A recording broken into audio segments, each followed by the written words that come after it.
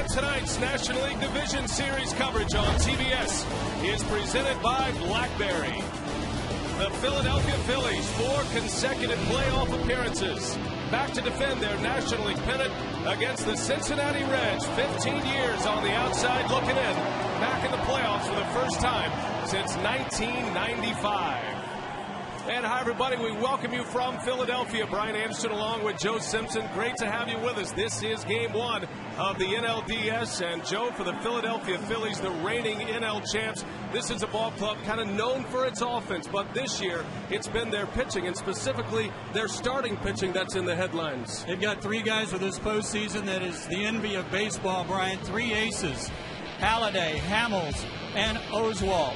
Roy Halliday came over from Toronto. He's the Cy Young, odds-on Cy Young winner in the National League. Cole Hamels was the MVP of the Phillies World Championship a couple of years ago, and all Roy Oswalt did after coming over from Houston was go 7-1 for the Phillies. Combined, these 3 guys, the last month of the season went 13-1. Today, Roy Halliday will go in Game 1, and he was a perfect 5-0 the last month. Now, the Phillies the best record in baseball, and if Roy Halliday is the Cy Young favorite, in the other dugout, there's an MVP favorite in 27-year-old Canadian-born Joey Votto. And, Joe, he led the most prolific offense in the National League this year. We're going to find out if good pitching can stop good hitting, because the Cincinnati Reds were the best hitting club in the National League. They won the team Triple Crown. Batting average, home runs, and RBIs, they were a terrific come-from-behind team also, as you see. And they were led by their first baseman, Brian. Joey Votto almost won the Triple Crown himself, ranking among the league leaders in average homers and RBIs. And when it comes down to crunch time, he'll give Charlie Manuel something to think about if he's up there with the game on the line. The upstart Reds, Votto in his first postseason. On the mound is Edinson Volquez, his first playoff appearance as well. And you can bet the Fanatics are revved up here in South Philly tonight. Time to ring the bell for Game 1 of the NLDS.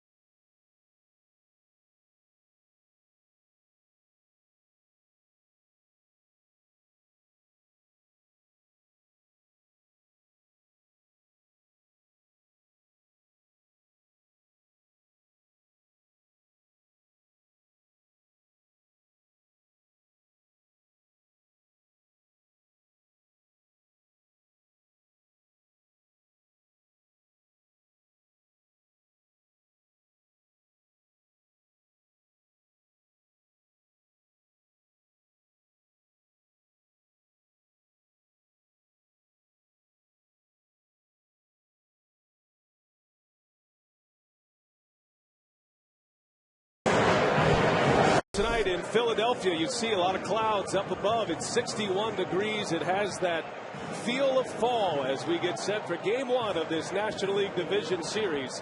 The Cincinnati Reds and the Philadelphia Phillies. Let's give you the starting lineup for Dusty Baker's Cincinnati Reds. Dusty bringing his third Major League club to the postseason. He's got Brandon Phillips leading off. Batting second is the shortstop Orlando Cabrera. Both of those players with gold gloves. Joey Votto, the all-everything first baseman for the Reds. Scott Rowland, the veteran, playing third base. Johnny Gomes in left field. He's had a big year this year, a career year. Jay Bruce in right field. The center fielder is Drew Stubbs. Behind the plate, a man with playoff experience, Ramon Hernandez. And now coming handy as he catches Edinson Volquez rounding it out. And the Phillies hit the field behind the ace of aces, Joe Simpson, Roy Halladay. 33 years old, Brian, 6'6", 230 out of Arvada, California. He's had 11 years in the big leagues now. Former first-round pick back in '95 by Toronto, but this is his first postseason game. What a season he had. 21-10, a 2.44 ERA, career highs in innings and strikeouts, and the strikeouts to walks, amazing in that ratio. 2 starts against Cincinnati this year. He lost one back on June 30th, got no decision against the Reds here at Citizens Bank Park on July 10th. 11 years in the big leagues, his first postseason appearance. John Hirschbeck is behind the plate. He'll call the balls and strikes. He is the crew chief. Bruce Dreckman, Sam Holbrook, Ed Rapuano, and then Gary Cederstrom and Rob Drake in the outfield. 6-man umpiring crew in the postseason, a little bit different from the regular season. And how about the defense for the Philadelphia Phillies? They are among the best in the National League. 83 errors this year, just 4th in the league with Ibanez, Victorino, and Worth in the outfield. You've got Wilson Valdez starting for Placido Polanco, Jimmy Rollins, Chase Utley, and Ryan Howard, and then a battery of Carlos Ruiz and Roy Halladay. Halliday throws hard. He's 90 to 94. He's got an outstanding cutter. He's got a good seeker and changeup. But more than anything else, he's got outstanding pinpoint control. Works both sides of the plate. Works up and down. And he will be tough today. He has not worked, however, in 8 days. This is the 9th day since he last started. Brandon Phillips leads off, and Roy Halladay about ready to cash in on something he's waited for his entire career. And away we go. A bouncing ball to Jimmy Rollins. Good pitch, one out. And that's a big part of the Roy Halladay story. It's one of the reasons he was able to finish 9 games this year. And that's one of the reasons he finishes 9 games is early swings. Guys know if they get into deep counts with Roy Halladay, especially behind in the count, chances of getting on base are very slim. If they get a good pitch to hit early in the count, they'll be going after it. And this is an aggressive hitting Cincinnati team. Here is Orlando Cabrera. Halliday is strike throwing machine. And also picks up a lot of swings and misses. The Reds strike out a lot. They're going to count on guys like Cabrera and Scott Rowland and Ramon Hernandez. There's some postseason experience. Many of these Reds in the playoffs for the first time in their careers.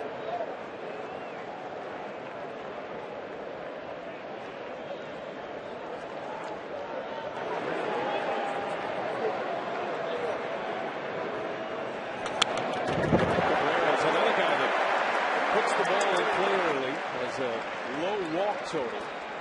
Now here's a guy who's been to the postseason with the Red Sox, won a World Series with Boston. And he has been to the postseason the last 4 years. The Angels, the White Sox, the Twins last year, and now the Reds. Line drive type hitter. Not a lot of power. Wouldn't miss by much. He'll take the ball the other way, and if he gets behind in the count, he'll certainly go to right field. And this one looked like it just missed. And looks like it missed.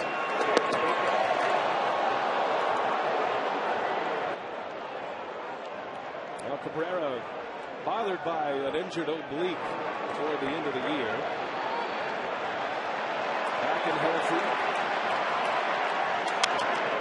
Cincinnati Reds, winners of the Central Division in the National League. A team that went 78 and 84 last year, but Dusty Baker now in his third year skippering this Reds ball club. 91 wins this season, 91 and 70. They outlasted the Cardinals in the NL Central by 5 games.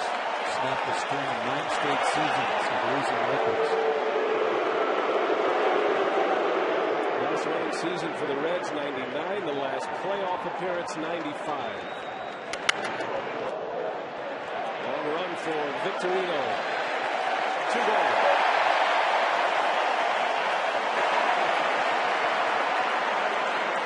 League Division Series coverage on TBS is brought to you in HD by BMW, the ultimate driving machine.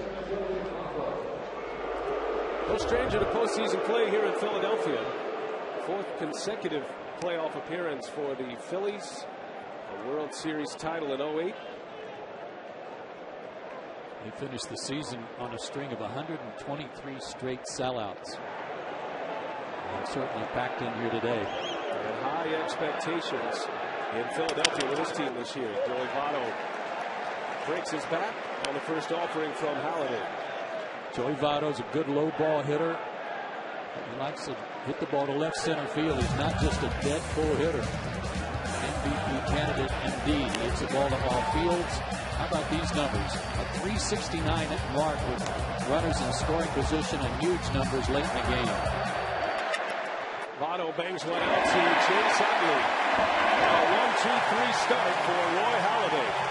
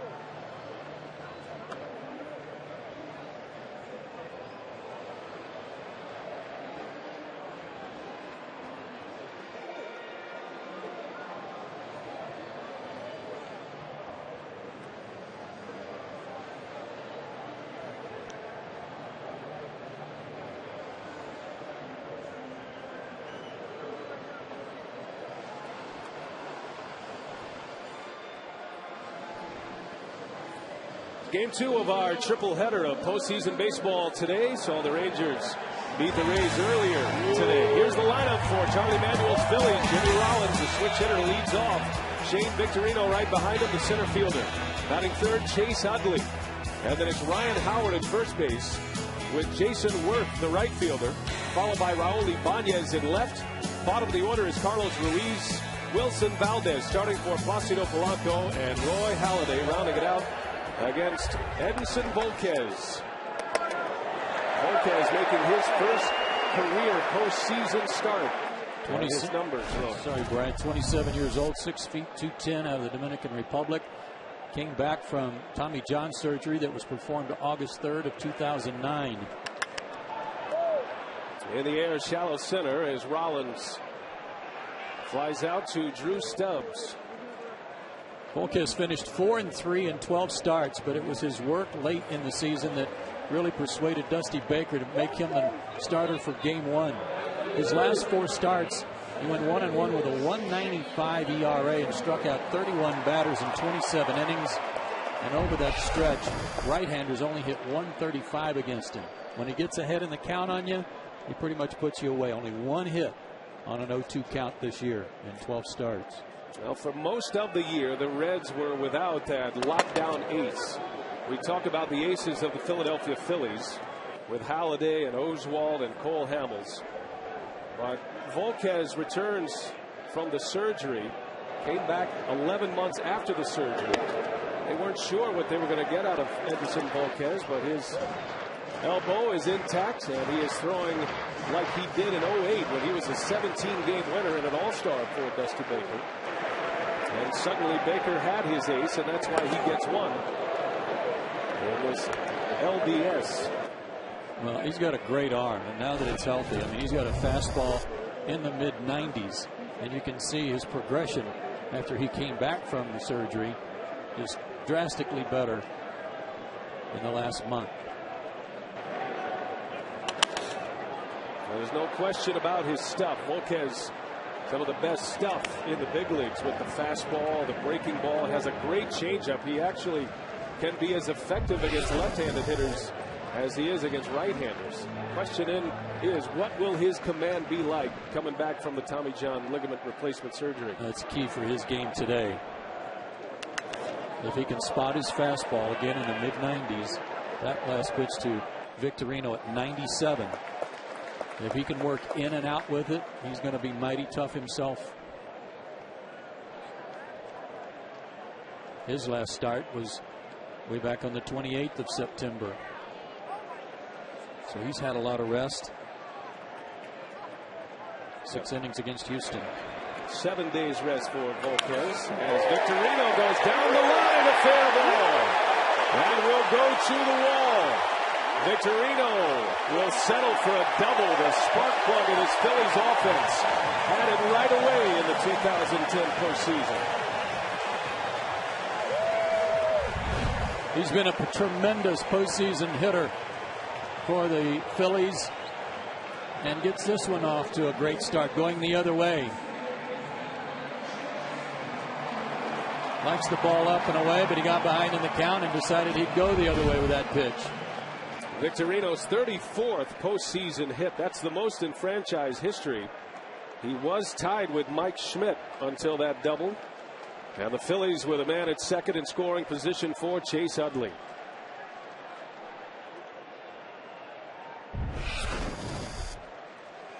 Utley hit .275 during the regular year.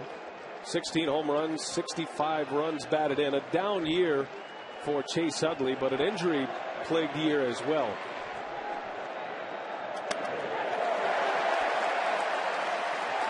Utley was on the disabled list from the 29th of June till the 17th of August. Had surgery on his right thumb. The 65 RBIs, the lowest since 2004. And only 115 games this year. That's the down part of his season. The good news is that Utley is healthy, and he's swinging a hot bat down the stretch of the regular season leading into the postseason. Victorino takes off, throw from the knees. A stolen base and an excellent play by Rowan to save a run right there.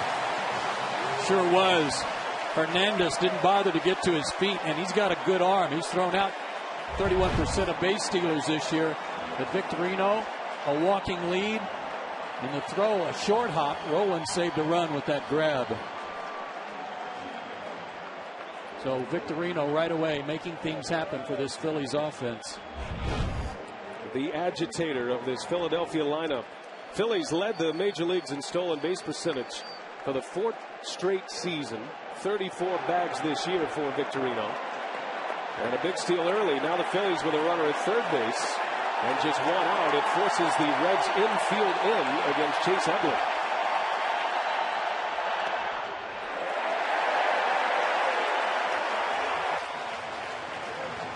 One of the things the Phillies do to you offensively is that when they score first, they just keep adding on. Their record this year when they score first, 64-13. And they're trying to get on the board early here, and Dusty Baker's got his infield in to try to prevent that from happening.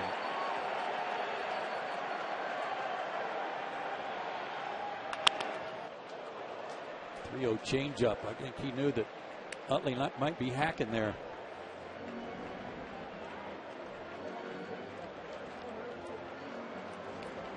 Talk about their lineup and their injuries, Brian, and with Polanco and everybody else that's supposed to start on their ball club, they've only had that lineup together 16 games all season.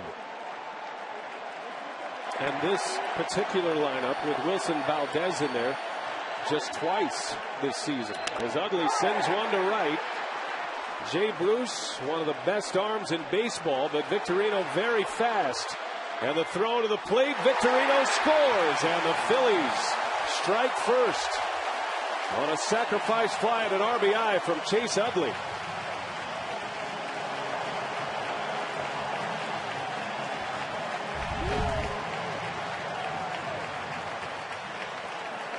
Jay Bruce gave a great effort here, a nice one-hop throw, but Victorino just too fast. And there is the first run on the board, and it's for the Phillies, and that's where they're most dangerous. Scoring early and getting on top of you and then leaving it to their staff. Now the book on Volquez for an opposition is to get to him early, and the Phillies have. You always want to get to a starter early, but with a pitcher with this kind of electric stuff, as he gets in a groove, as he settles in this game, he is going to become tougher and tougher to hit if he ever gets there against these Phillies. And once he gets over the jitters too of this first postseason appearance for him.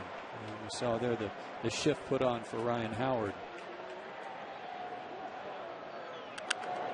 Got in on the hands of Howard.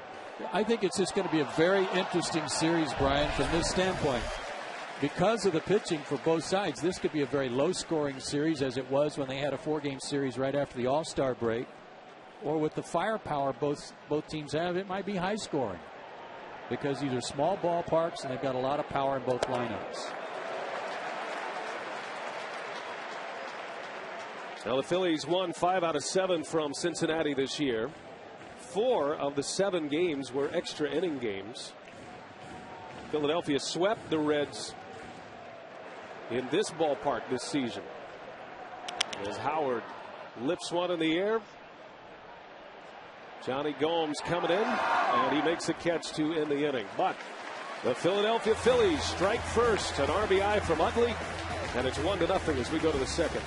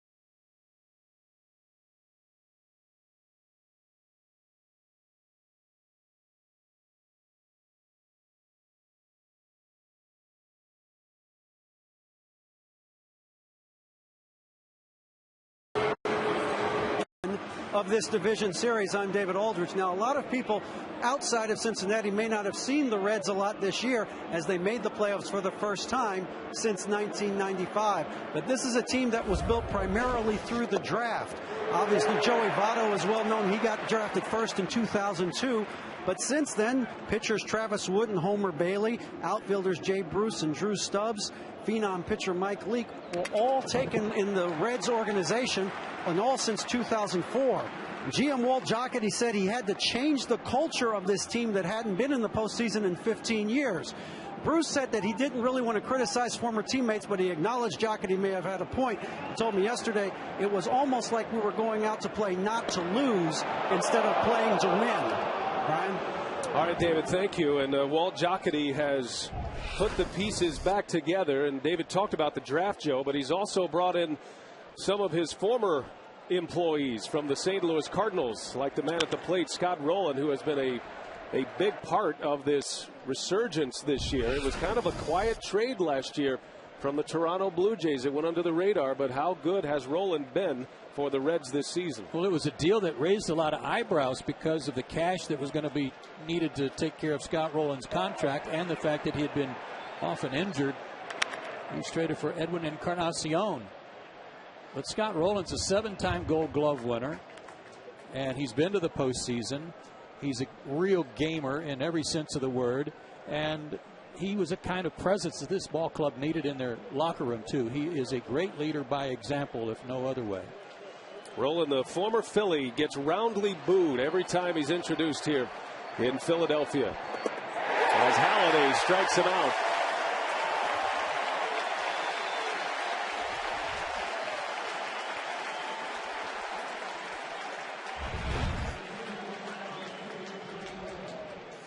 Change up and a beauty. Boy, just dropped it right on the back part of the plate there. And rolling out in front. Outstanding. MLB postseason in Espanol. Live MLB postseason Spanish language feed available via SAP, the SAP button. Johnny Gomes for the Reds. Halliday has retired the first 4, his first strikeout on Rowland. And the free swinging Johnny Gomes at the plate. Expect to see a lot of first pitch strikes from Halliday.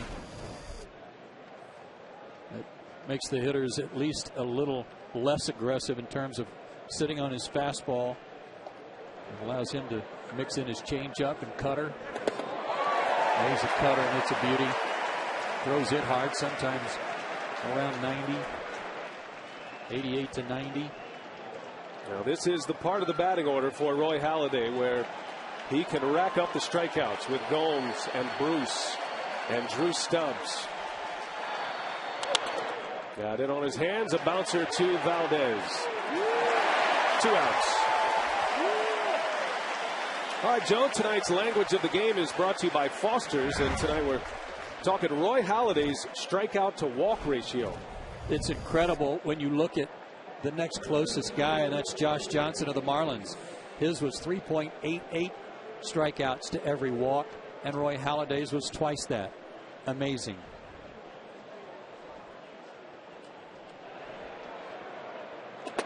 Jay Bruce. Speaking of built from the farm system, here is one of the prize prospects from the Cincinnati minor league system, Jay Bruce. Former first-round draft pick. And a bouncer out to Chase Utley. And Roy Halladay picking him up and putting him down. 6 up, 6 down as we head to the bottom of the second.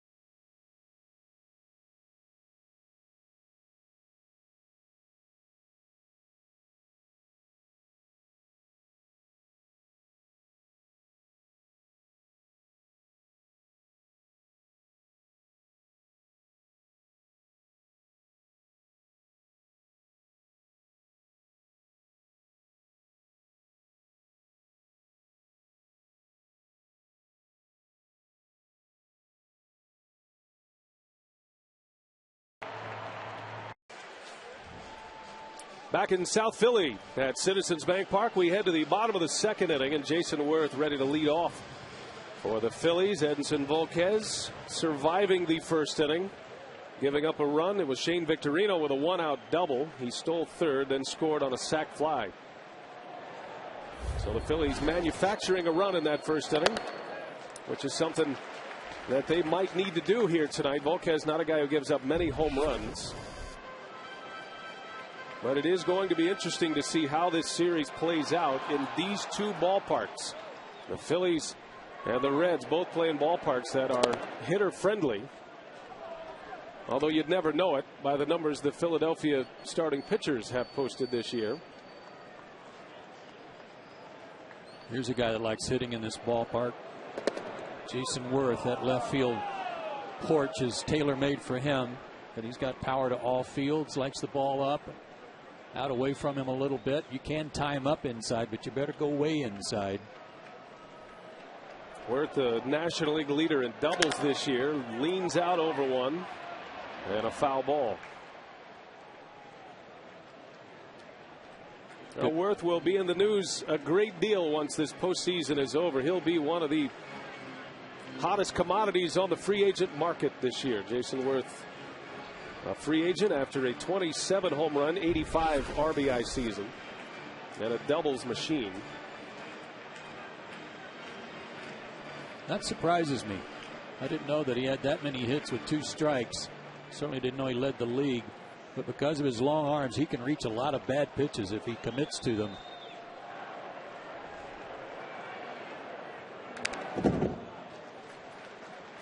Saw Hernandez with a high target there, hoping he would chase something up and out of the zone, but Volquez didn't get it up high enough, and he fouled it off. Now a few raindrops falling here. And a 1-2 misses upstairs. 2 balls, 2 strikes to Jason Worth. Worth, Ibanez, and Ruiz in the Philadelphia second inning. That looked like a pretty good pitch. Worth may have ducked that one. As much as a guy who's 6'6" can duck a pitch. Yeah. And a long battle here between Jason Worth and Edinson Volquez. I think that last pitch is what pulled Hernandez out from behind the plate. Target that was low and away, and that's the area you're asking for trouble with Worth, where he can extend his arms. Again, you can go up, but you got to go up and in and tie him up. Reds pitching coach Brian Price done a good job with the Cincinnati staff. A lot of young arms in this Cincinnati starting rotation. The Reds are going to go with Volquez and follow him up with Bronson Arroyo on Friday. Game 3 in Cincinnati will belong to Johnny Cueto. So as the Phillies roll out Halliday and Oswalt and Hamels, the Reds have plenty of experience in Arroyo and a first-timer in Cueto. Scott Rowland showing that gold glove form once again at third base. Takes care of Worth. And tonight's stadium perspective footage is courtesy of Sony PlayStation's MLB 10. The show, the short porch in left and the alleys, the angle in left center field, with that wall height going from a little over 12 feet up to 19 feet. And then the short porch in center field, or short wall, only 6 feet high. But if you can squeeze them to the middle, you got a chance here at Citizens Bank Park. But down the lines and in the alleys, that's where you can run into trouble for a pitcher. Not much of a power alley to speak of in this ballpark. And really, it's right behind Gomes out there in left field. It's about 360 feet to straightaway left field, and that's extremely short for that part of the ballpark.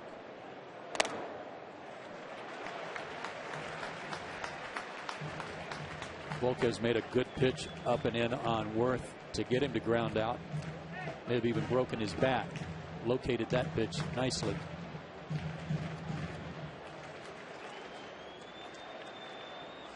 Raul Ibanez with one away. A good fastball from Volquez. Ibanez on a late season surge this year. Last year it was his first half that put him in the headlines in his first year as a Philly. But he's done most of his damage this year after the All-Star break, totaling 16 home runs and 83 driven in this season. Good fastball hitter.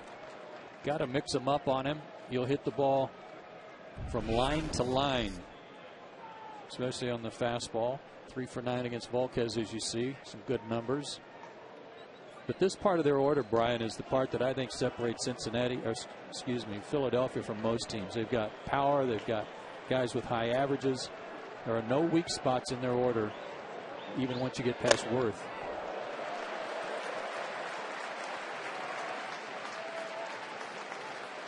Ibanez now 38 years of age. Been a big run producer in his major league career. 4 times he's driven in 100. Full count to Ibanez. And that one is banged into right field. Bruce right there for it. For out number 2. One thing you're surely to see in this series is good defense. The Reds tied with the Padres for the fewest errors in the National League with 72. That was tops in the league. Phillies only made 83, as Brian told you earlier. They're not going to beat themselves, and certainly when you're playing these two teams, because they're such good offensive ball clubs, you can't afford to give them extra outs. Just 72 errors, franchise record. The Reds tied with the Padres for the fewest errors this year, and that .988 fielding percentage. They have a Gold Glove infield, the Reds. Scott Rowland, 7 Gold Gloves. You've got Gold Glovers up the middle in Cabrera and Phillips. And while Joey Votto does not own a Gold Glove yet, he might have a shot at one this year. Seems like the offensive numbers kind of lead to a few Gold Gloves every now and then, but yeah, Votto is an excellent defender in his own right. Sometimes that's warranted, sometimes it's not. In Joey Votto's case, he's worked real hard to make himself a very good first baseman. Much improved over his rookie season. 2 outs for Carlos Ruiz. Coming off a career year at the plate. A .302 hitter this year, Ruiz. And one of the most clutch Philly hitters. In a lineup full of stars offensively, it has been Ruiz who's put up big numbers in the postseason in his career. A .303 career postseason batting average. That covers 32 games. And a guy who gets on a ton. Now the first walk issued by Edinson Volquez. A 2-out walk in the second inning. And that brings up the team MVP. At least according to Charlie Manuel, he's talking about Wilson Valdez. He doesn't know where the Phillies would be without him because of all the injuries to their infielders. Charlie Manuel without Placido Polanco here tonight. Polanco has been dealing with an elbow problem, and tonight though he is out of the lineup because of pain in the middle of his back. Tried to give it a go today, but had to break the news to the skipper that he was not available. And Charlie Manuel very pleased to have a suitable backup in Wilson Valdez, who has played a ton this year. 111 games he played as a backup infielder.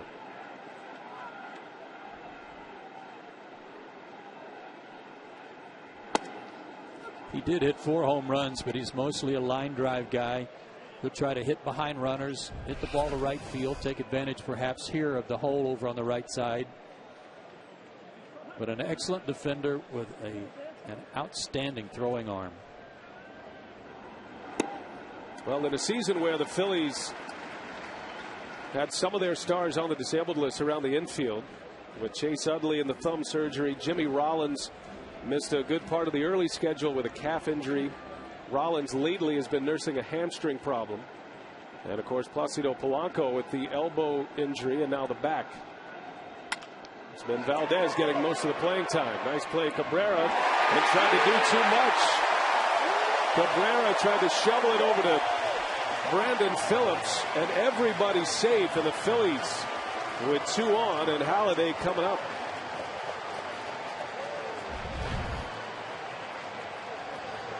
I'm sure Cabrera felt like he didn't have much of a play at first base with Valdez running, but Truth is, he had a better opportunity for an out at first than he had here at second base because he couldn't get the ball out of his glove. And the silver lining, if there is one, is that the pitcher's up, and it'll be an infield hit. Well, if nothing else, the Phillies clear that pitcher spot in Halliday, and it keeps the inning going as Volquez is racking up a number of pitches in this second inning. Brian, that's something that they do well, is turn the batting order over. It'll seem like Rollins and Victorino are batting just about every inning because of the bottom part of the order and how effective they are at getting on base. 22 pitches for Volquez here in the second, facing Roy Halladay. And Halliday lines one to left. Gomes cannot make the play. Ruiz will score. Valdez in the third. And it's Roy Halladay who delivers a big base hit. The Phillies up 2-0.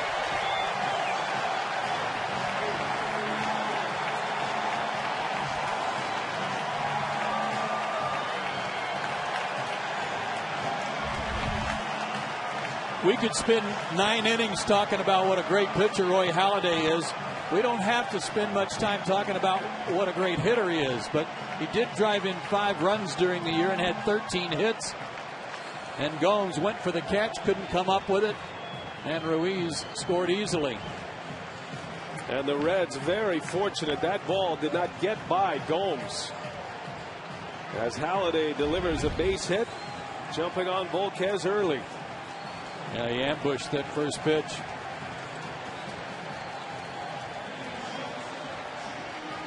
That reminds me of the Brett Myers at bat against CC Sabathia in 08 in the postseason here in Philadelphia, when it looked like the pitcher was coming up, the inning was going to end, but all of a sudden Myers delivered with a walk.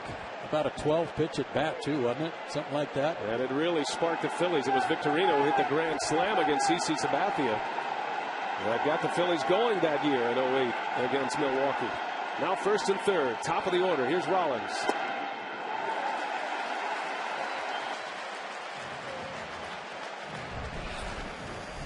Only 4 out of 10 first pitch strikes for Volquez. And again, that was a key tonight, would be how effective he was with his command, how quickly he could get ahead in the count.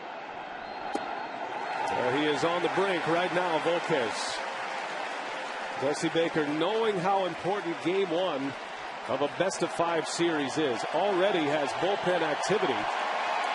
And the rookie left-hander Travis Wood had a nervous pitching coach in Brian Price.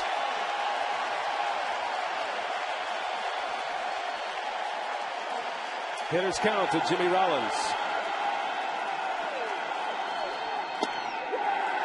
3-0. Several of these hitters for the Phillies invite you to pitch them inside. When you get our shot from center field, you'll see Jimmy Rollins right up on top of the plate. Likewise, Victorino and Utley.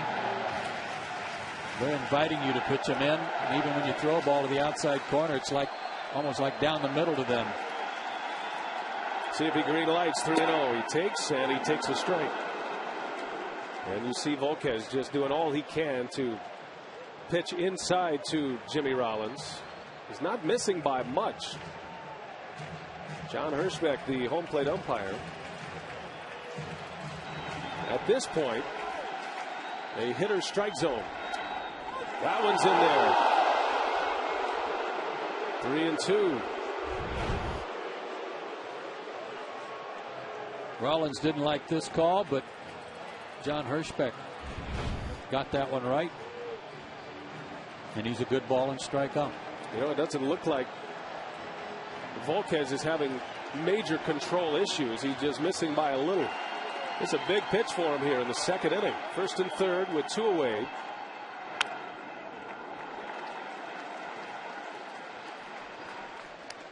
Rollins hit just .218 left-handed this year, and when he did come back after sitting out with that hamstring injury, his bat was a little slow to follow.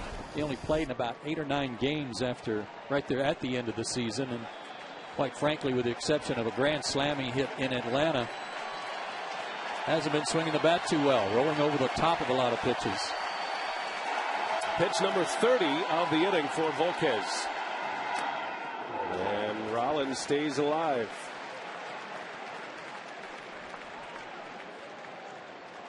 Getting into the danger zone, especially for a guy who has a surgically repaired elbow. You start getting into the 30-plus pitch count in a single inning. And the next pitch would be number 48 already for the game.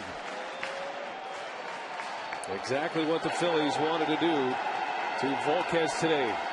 Another 3-2, and Rollins takes ball 4, and he'll have to start all over against Shane Victorino, and it's close to decision time for Dusty Baker. Well, all of this started with 2 out and nobody on when he walked Ruiz. And then even with the infield hit by Valdez, you figured that the inning might still be a short one by retiring the pitcher. When that didn't happen, then all of a sudden it got a little antsy in the Cincinnati dugout. We saw Brian Price, the pitching coach, tell Dusty Baker he's ready. Travis Wood is ready in the bullpen. But Baker's going to let it ride, or maybe he needs a few minutes to think about it, and he sends his shortstop out to chat with Volquez. So you want to manage in the big leagues, huh? Yeah, boy. That is a tough call early for Dusty Baker. Well, you got a tough call here, first pitch, too. You want to get ahead of Victorino, but he likes that first pitch, especially if it's a fastball.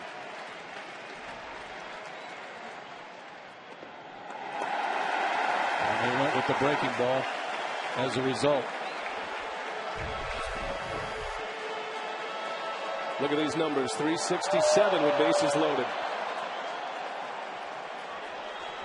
2 grand slams, had that grand slam against CC Sabathia in 2008. He has had a knack for the dramatic in the postseason, as Shane Victorino. In the first inning, he doubled down the left field line on a pretty good pitch. Immediately stole third and then scored on a sac fly.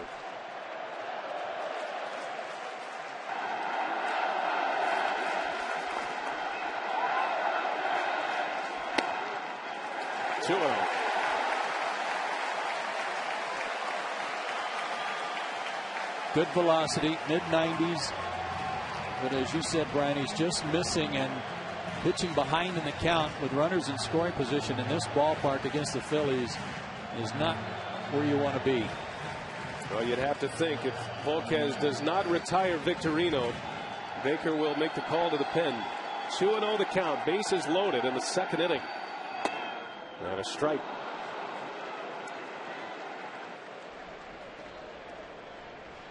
Give him credit there. That was a 2-0 changeup that Victorino certainly wasn't looking for. Good pitch. Threw a 3-0 changeup to Rollins. Gives you an idea of what his most comfortable pitch is right now. Victorino with 1 grand slam this year. That came against Johan Santana of the Mets during the regular season. Had a good cut. Count evens at 2-2.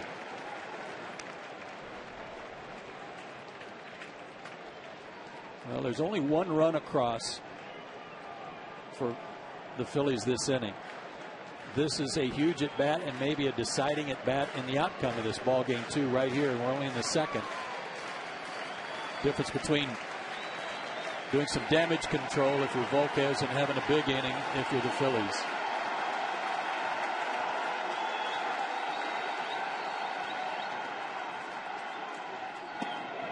Just missed. On a 97-mile-an-hour fastball, and now the wheels will be in motion. The crowd on its feet as the fire is burning major hot for the Phillies in the second inning.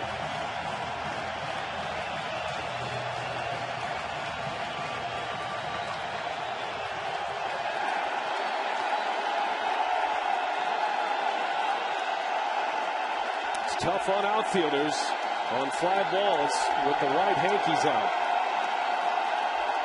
Runners go, and a swing and a foul. It would look like ball 4.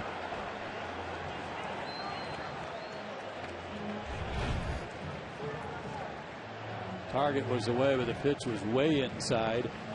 And if there is a pitch that Victorino will chase, it's that batting left-handed. It's that back foot breaking ball where he'll chase it right down and in on his shoe tops.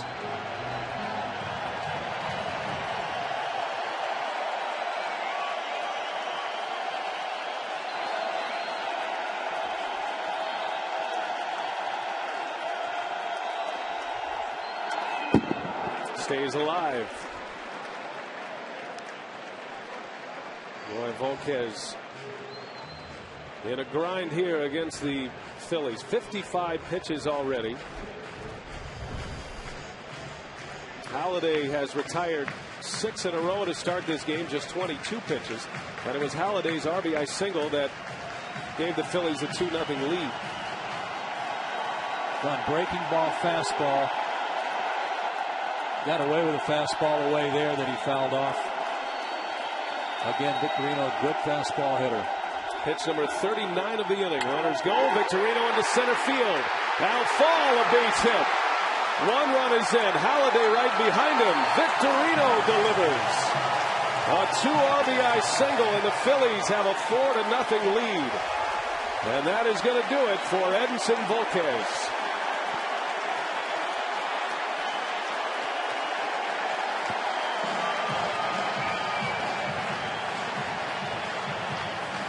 Shane Victorino has 24 RBIs in 33 postseason games. Pitch that wasn't even a strike running away from him, but he got enough of it and just dumped it out into center field for 2 more.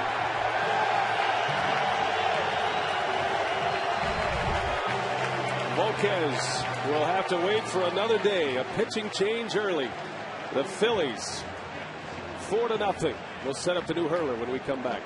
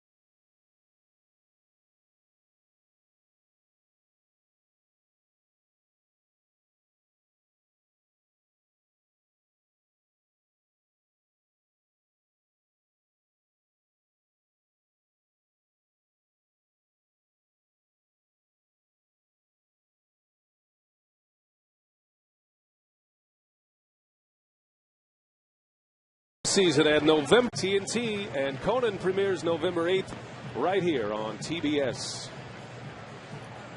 It's a good looking blimp. The Conan blimp. So Volquez is out, and worst case scenario for the Cincinnati Reds as the Phillies chase the Cincinnati starter. An inning and 2/3. He was a pitch away from getting out of the inning, but now Travis Wood, a rookie left-hander who has had some success against Philadelphia this year, enters this game in the rain with 2 outs and Chase Utley coming up. This guy took a perfect game into the 9th inning against the Phillies earlier this year, and there were a lot of people that thought maybe because he's left-handed he should start game 1 against this left-handed dominated lineup for the Phils. Well, he didn't start, but he's in here in the 2nd inning. Travis Wood has been in the starting rotation for the Reds. Dusty Baker wanting to put 4 lefties in the bullpen, and Wood gets the early call here today as he faces Chase Utley. 2 on. 3 runs are in for Philadelphia. RBIs from Halliday, and 2 runs batted in from Shane Victorino in a long 2-out 2-strike battle with Volquez. 5 consecutive base runners after 2 outs in this inning. Fastball, cutters, also a slider.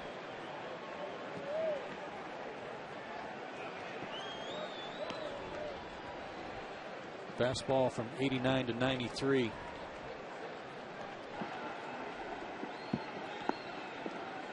Rain coming down heavily now as Wood hits the corner.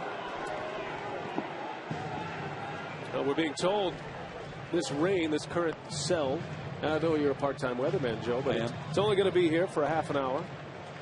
And then it's going to pass, so they'll try to play through it here. No problem for Phillies fans. They know all about rough weather in October for postseason play.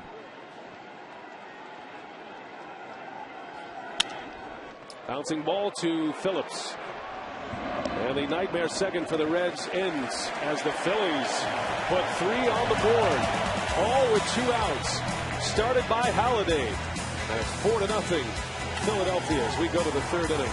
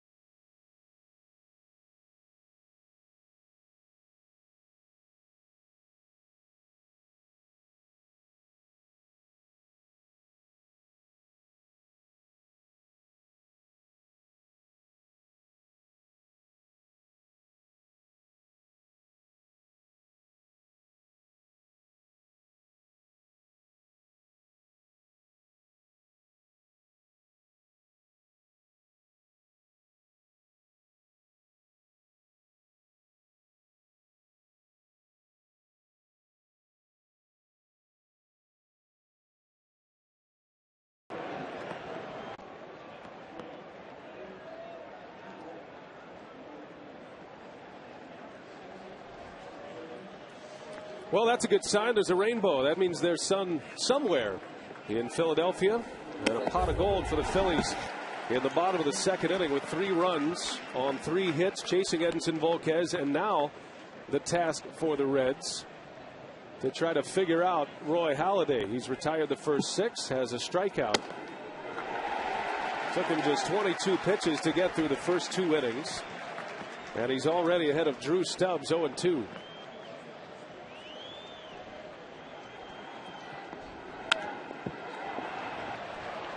In the infield, who wants it?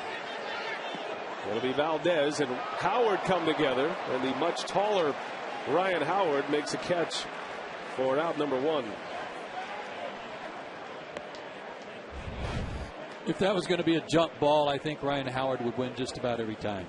All he had to do is just reach up, and he's going to get closer to it than Valdez. But even after the bump, Valdez lost that collision too. It's the only sport where a world-class athlete standing on the mound is not allowed to catch a pop-up. He's a pitcher. Oh, that's right. He's not necessarily an athlete. There you go. Coming from an outfielder. Now Halliday with 1 away here in the 3rd inning. And looking for the shutdown inning after the Phillies put 3 on the board. And there's strike 1 again. He is now 8 for 8 in first pitch strikes. And a lot easier to throw first pitch strikes when you're up 4-0. Ramon Hernandez, talented Cincinnati catcher, got some postseason experience.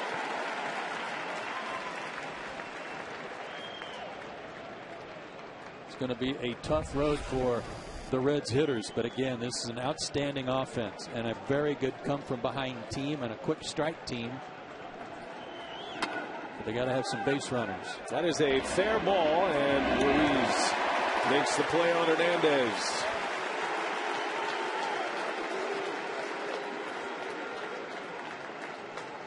Say catch all the action of the 2010 Major League Baseball Division Series on TBS. Game 2 of a triple header today. Started with the Tampa Bay Rays hosting the Texas Rangers. And the man who made his postseason debut here last year, Cliff Lee, picking up the win for the Texas Rangers. 10 strikeouts for Cliff Lee today. And Texas strikes first. Their first postseason win since 1996. In their first postseason since 1999.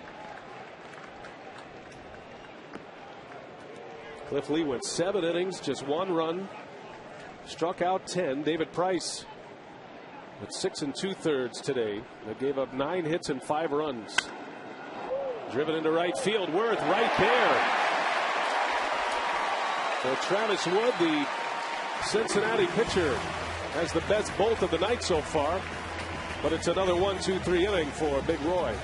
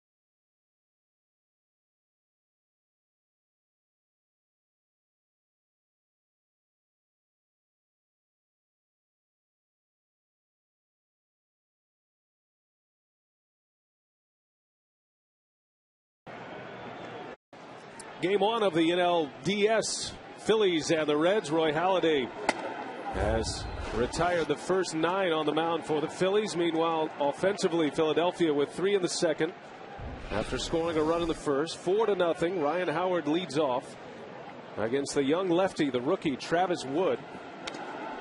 Edson Volquez goes an inning and 2/3.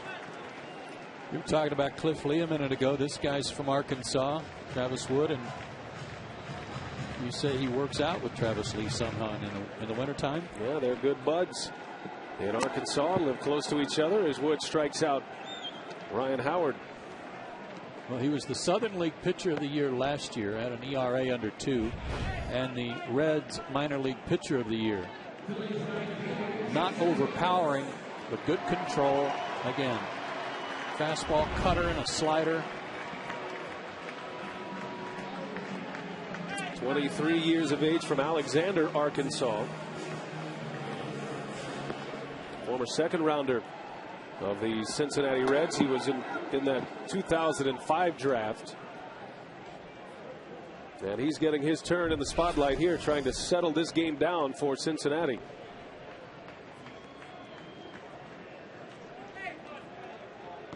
.5'11", 165 pounds. I think the 5'11's a little bit generous.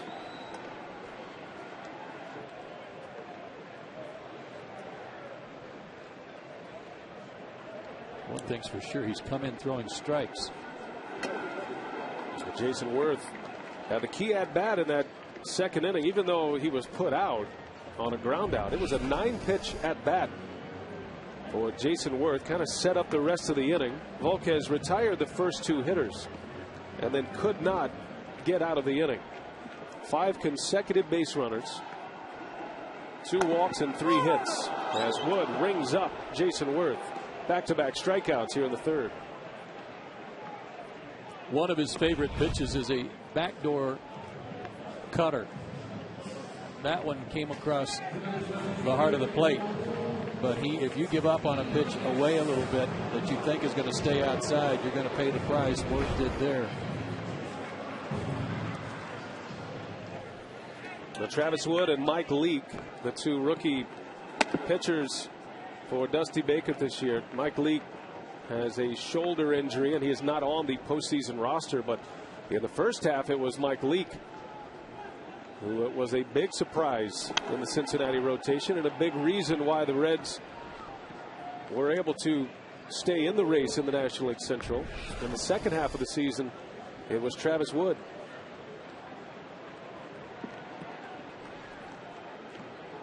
And a 23-year-old Wood against the 38-year-old Ibanez with 2 away.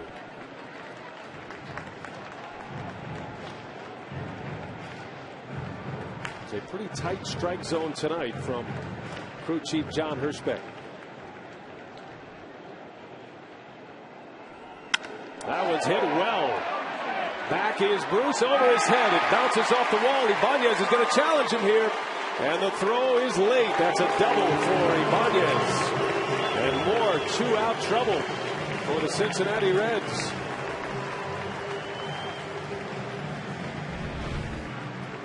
Ibanez getting up there in years, but man, can he hit, especially the fastball again. And it was about location. Hernandez was set up outside the outside corner. That pitch had the middle of the plate. And with Bruce's arm, he knew he had to turn it on a little bit and made it in there easily. But he can still hit.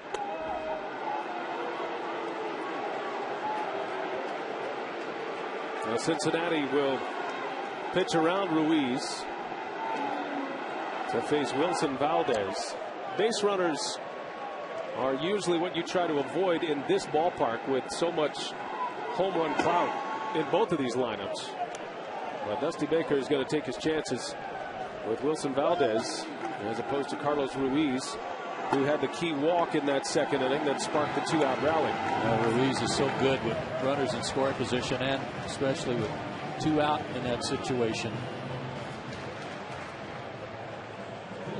But Ibanez, though, back to him real quick.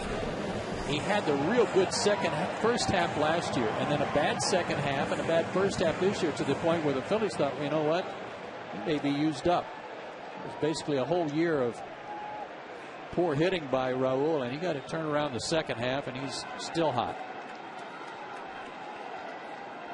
And give credit to Charlie Manuel for sticking with him.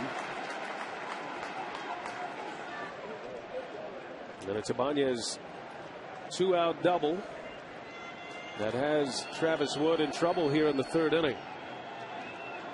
Wilson Valdez, an infield hit in the second. And that one's into right center field. Stubbs makes the play. And the inning is over. So a scoreless inning, the first of the game for the Reds. A small success. Cincinnati coming up Halliday, 9 in a row, retired.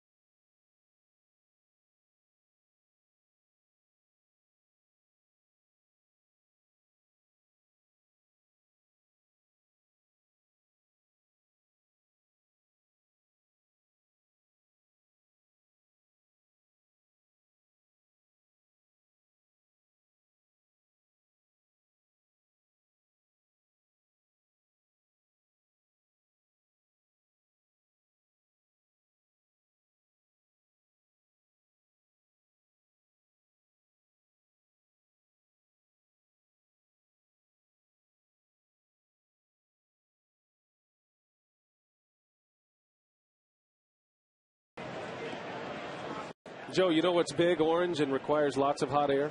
I don't. The Conan blimp. Today's aerial coverage is made possible by AT&T, and Conan premieres November 8th right here on TBS. It's a good thing we rehearsed that. Yes. I thought that went well. Excellent. Roy Halladay back on the mound. Timing's everything.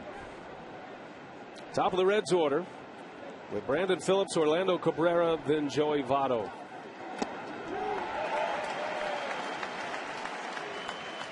Phillips swung at the first pitch in the first inning, bounced out to short. Most of the outs on the ground against Halliday so far. Only 3 outs in the air at this point. Has just 1 strikeout that came against Rowland. And that didn't miss by much. Well, there's nothing you like better if you're the Cincinnati Reds than the fact that you're already down 4. Halliday set down the first 9 and it's raining and you're trying to keep your hands dry as if you didn't have enough to battle. And if you're Brooke Jacoby, the Cincinnati hitting coach, the game plan to get back in this game is what? Well, the game plan is to try to get this guy to make a mistake or two so you can get some base runners. You need a base runner so that you might get somebody to get you right back in the game quickly. Well, that hit Phillips, I believe, or they're going to call it a foul ball. Caught a piece of the bat. So a foul ball. Yeah. Close, though. Almost got him. Brandon Phillips missed a good part of the season. He was hit by a big fastball. Had a hand injury. Suffered that injury in San Francisco this year. As Halliday strikes him out. A called strike 3. The second K for Roy Halladay.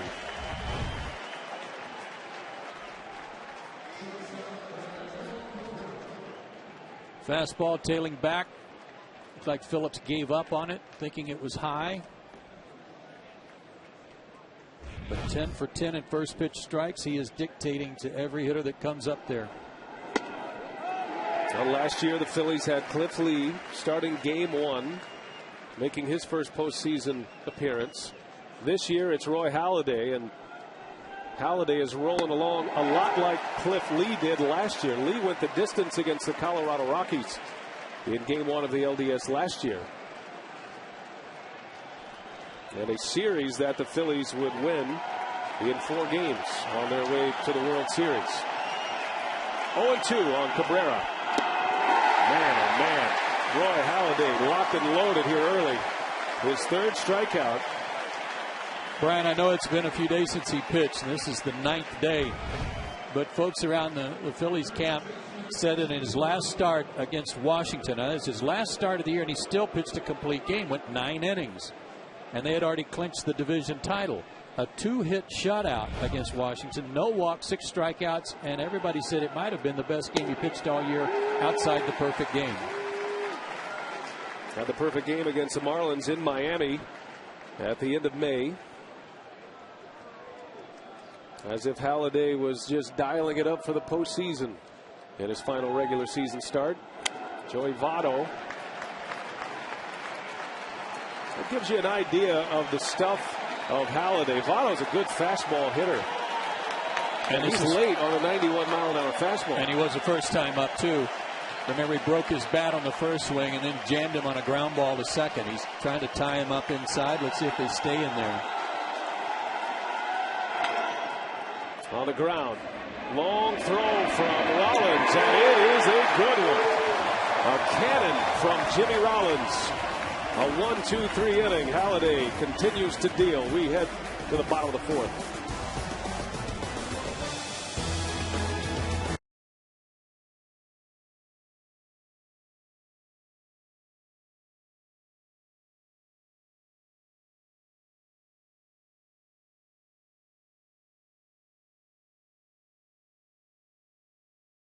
Question, how do you guys get back on his A game, and the thing he has going, he's throwing quality strikes. Strike 1, he's getting ahead of guys. Look like he has great movement tonight. Main thing, we just got to string together some hits, and you know, we might have to start attacking him early in the count, because right now it's not working what we're doing. Hey Dusty, I know we talked about this earlier today about if Volquez didn't have his good stuff and had to come out early, you had Wood ready to go. Well, you have that scenario. How many innings would you like to get out of him? Well, yeah, you know, we're going to take him as far as we can until possibly, you know, we have to hit for him. And, you know, the thing about it, Volke had his good stuff. He just didn't have his good location. And, you know what, the hit that hurt was a 2-out RBI by Doc Halliday, you know, who's usually doesn't get many hits. And then the big hit by Victorino, you know, the blooper in there. So, you know, he had good stuff. He just didn't have his location, and that hit by Doc Halliday really hurt. Dusty, thanks for your time. All right, see you guys.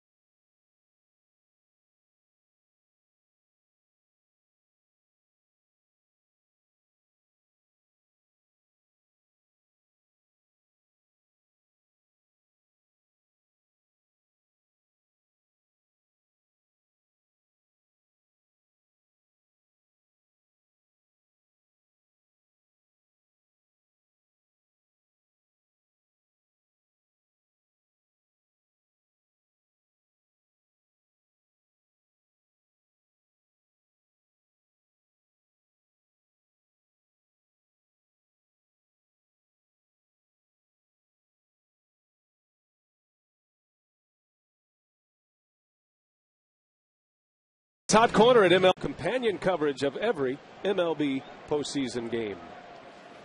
Back in Philadelphia, Citizens Bank Park.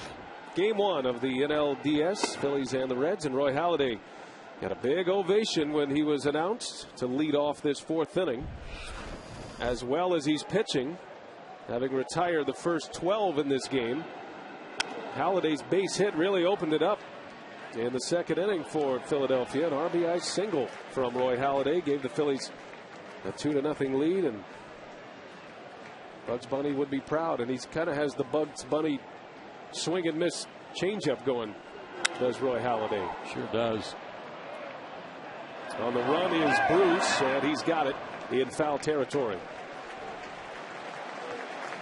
And we're pleased to be joined now by Red skipper Dusty Baker. And Dusty, the obvious question, how do you guys get back in against Roy Halladay, who looks like he's on his A game at this point? Well, he's definitely on his A game, and the thing he has going, he's throwing quality strikes. Strike one, he's getting ahead of guys. Look like he has great movement tonight.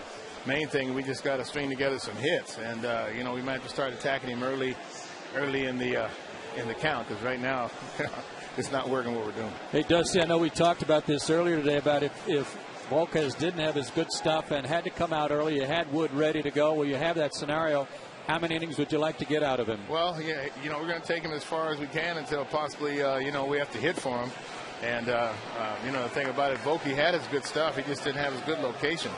And you know what, the hit that hurt was a 2-out RBI by Doc Halliday, you know, who's usually doesn't get many hits. And then the big hit by Victorino, you know, the blooper in there. So, you know, he had good stuff. He just didn't have his location, and that hit by Doc Halliday really hurt. And our thanks to the Red skipper, Dusty Baker, for giving us a little bit of time. And a tough decision for Dusty Baker, as Edinson Volquez was so close to getting out of that 2nd inning. And all of that damage done with 2 away.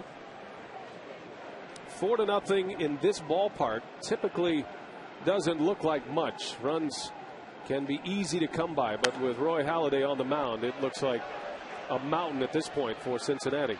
It looks that way, but you're right, Brian. The way the ball jumps out of this ballpark, and there's not a lot of wind tonight to knock anything down that might be headed for the seats. You're still in this ball game, and the Reds, I think Dusty's right. I think you've got to be a little more aggressive on that first pitch strike that he's throwing so often. He's 10 out of 11 out of 12 now in that category, especially if you get a good fastball to hit. Well, Travis Wood posted the first scoreless inning of the game for Cincinnati. Had a couple of strikeouts in the 3rd inning. Gave up a double to Ibanez, then an intentional walk. Faces Jimmy Rollins, batting for the 3rd time already. That one's hit well left center field. Drew Stubbs near the wall will run it down for out number 2.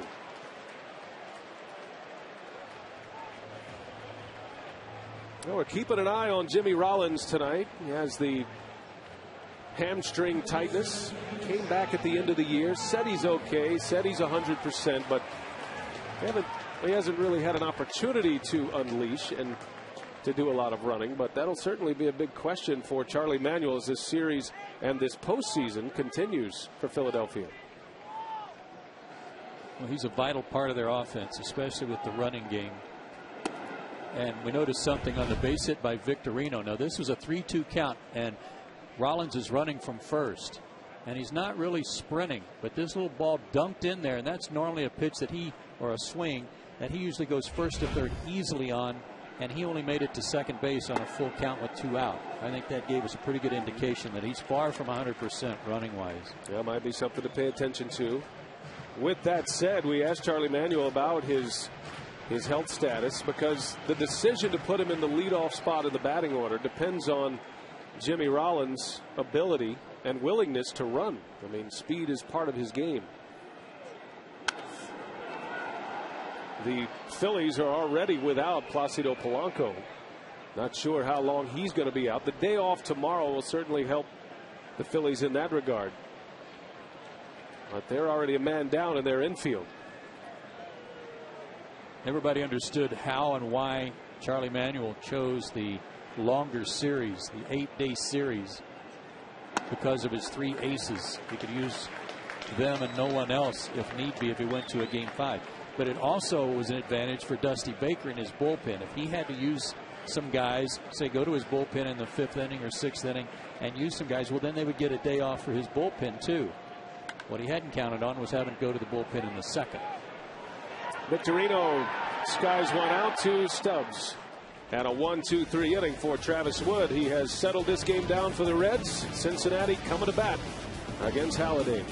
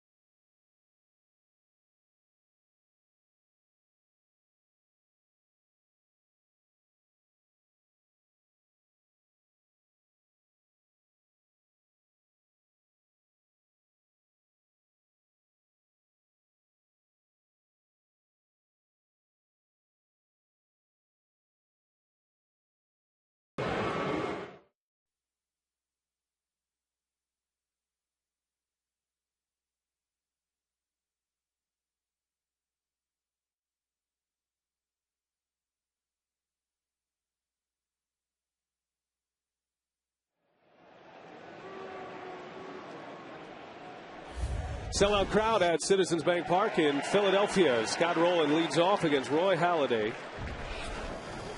Halladay 4 no-hit innings. He has 3 strikeouts, punched out 2 in the 4th inning. His first strikeout was Scott Rowland. Just great movement on everything tonight. I'd say that he was really ready and jacked up for this first postseason appearance. He's waited a long time. Big cut and a miss. Well, Halliday has thrown 46 pitches at this point, only 8 out of the strike zone. 38 for strikes.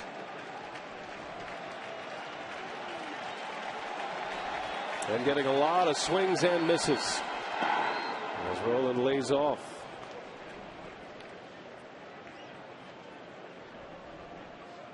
"11 years, Roy Halladay, before he makes his first postseason start here tonight. 320 major league starts under his belt, and a long time coming. And Joe, you said he's ready, and he looks every bit ready here tonight as he backdoors Scott Rowland, the comeback sinker.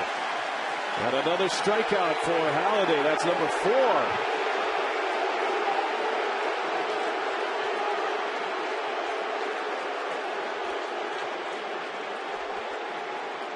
Pleased to be joined now by Rich Doobie, the pitching coach of the Phillies. And Rich, Roy Halladay looks like he's on his game tonight. Give us your take from your seat.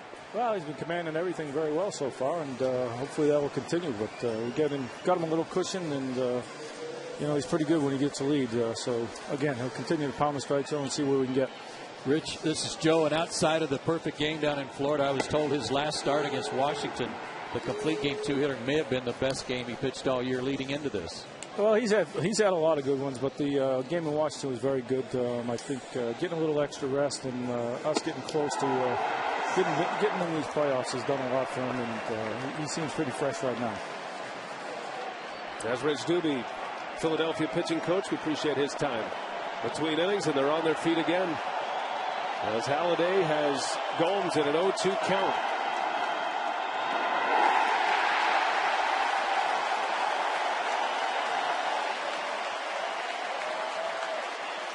Number 5 for Halliday. 14 in a row he has set down. Here are the last 2 strikeouts. The one that Scott Rowland thought was outside, that did try to come back and was off the plate. He had reason to be upset, and then Gomes chasing a bad ball, and that's exactly where Ruiz wanted it. He wanted it to bounce up there. Well, you heard Dusty Baker last inning say he'd like to see his hitters try to jump on Halliday a little earlier. Try not to get down in the count. But Halliday, so smart, has countered. Some changeup, split fingers, first pitch. Well, I give Ruiz a lot of credit for that too, Brian, because he's recognizing that the Reds are trying to get out on him in the early part of the count. So he's mixing it up. Well, the first goal for Cincinnati is to get Roy Halladay in the stretch. He's been pitching out of the windup this entire game.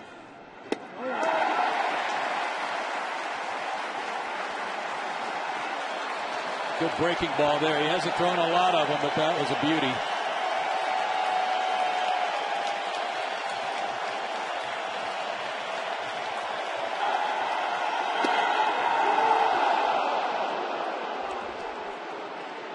And a 3-ball count. That ball went down. It didn't come back. He was trying to throw it back up fastball, and it didn't. 3-2 pitch. And Bruce lays off. So the first base runner for Cincinnati comes with 2 outs in the 5th inning, as Jay Bruce draws the walk. And now the Reds with their powerful lineup, hoping for a quick strike here with 2 outs. Yeah, the bottom of their lineup is no slouch either, with Bruce, Stubbs, and Hernandez. Stubbs had a great finish to his season. Hit .350 over his last 24 games and raised his average 18 points. He was a guy that at the beginning of the year I thought Brian was, I mean, you just spin the ball and he'd chase. Set up to hit fastballs and pull everything, but with the help of Brooks Jacoby, their hitting coach, and Dusty Baker, he's started to hit the ball with some authority to the opposite field, and it's really helped him.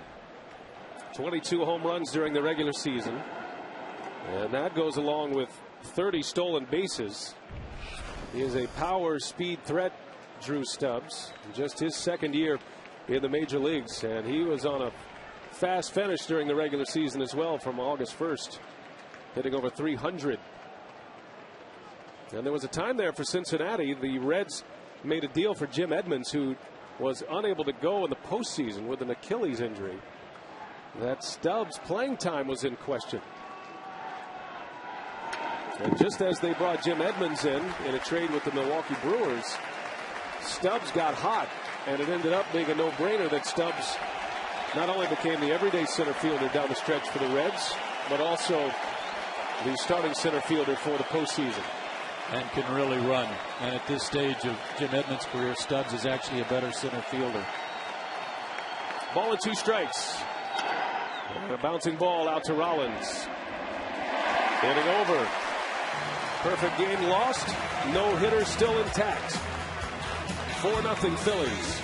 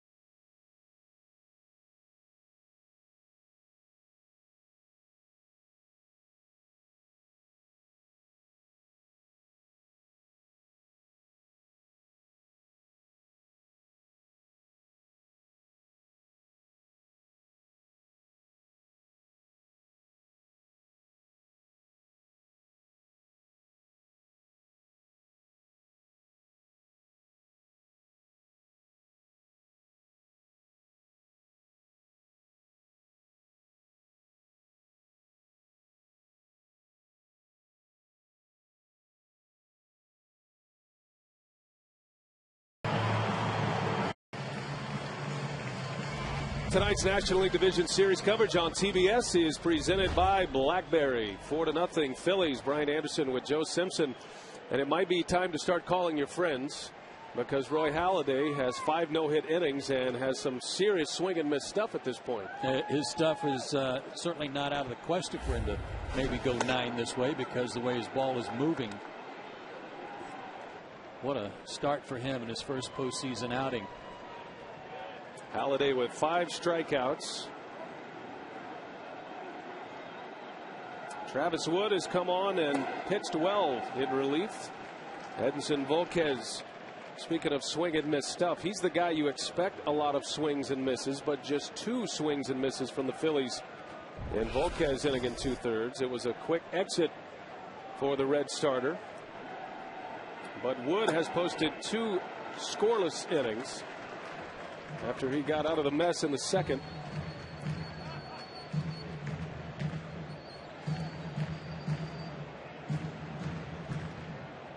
Travis Wood during the regular year, mostly in the second half, a 5-4 record in 17 starts. Had an earned run average at 3.51.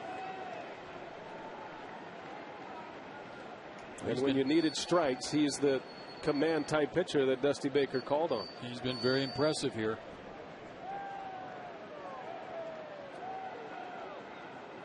Chase Utley and the 2-2 fouled away. He's 23 years old, too.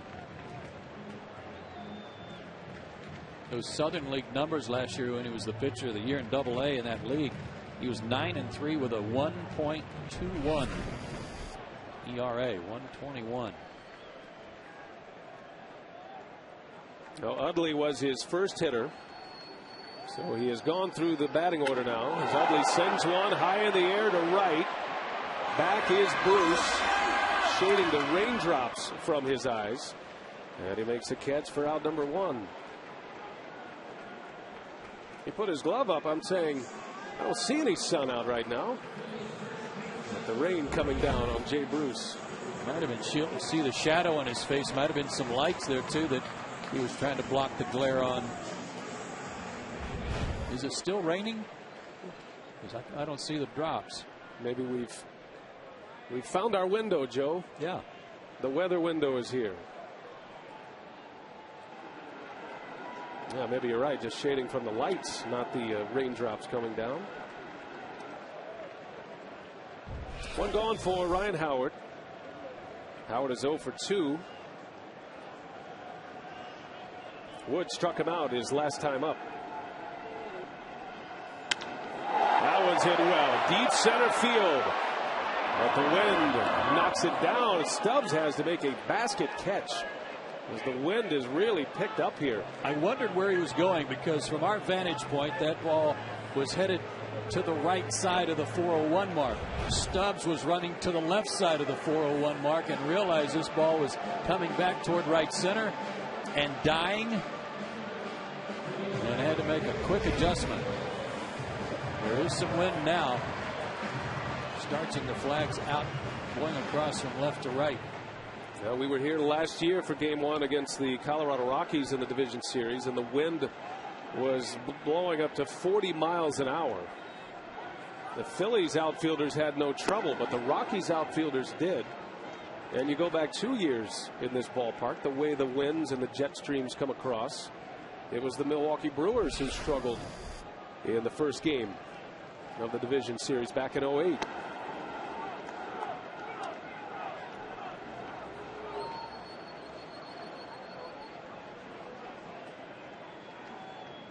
Ball to strike on Jason Worth.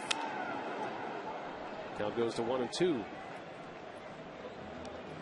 So the Phillies with 4 runs, and we got Howard and Worth combined 0 for 5 so far.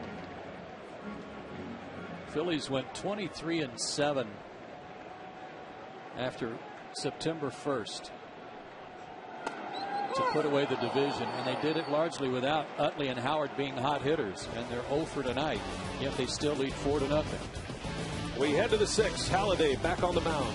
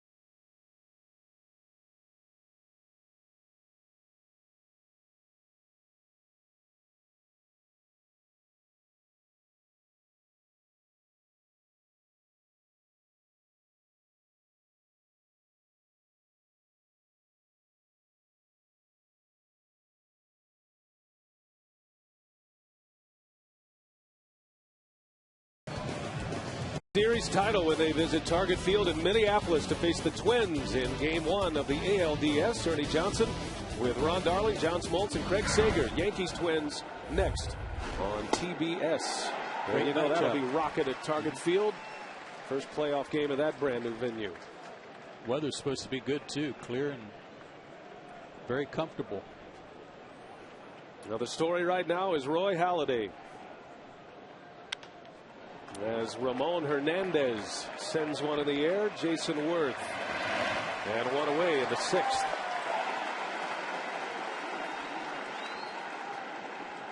So Dusty Baker will call on his bench now. Travis Wood, impressive for 3 1/3, keeping the Phillies at 4, as Juan Francisco will pinch hit for Travis Wood. One of the hardest hit balls all night was from Travis Wood, as a matter of fact. Ended up as a line drive out. He's a good athlete. He swings the bat well. He's very fast. He's clocked at 4 flat to first base. So Travis Wood, a good accounting for himself tonight, coming in the 2nd inning. And it's strike 1, which has been a common theme tonight for Roy Halladay.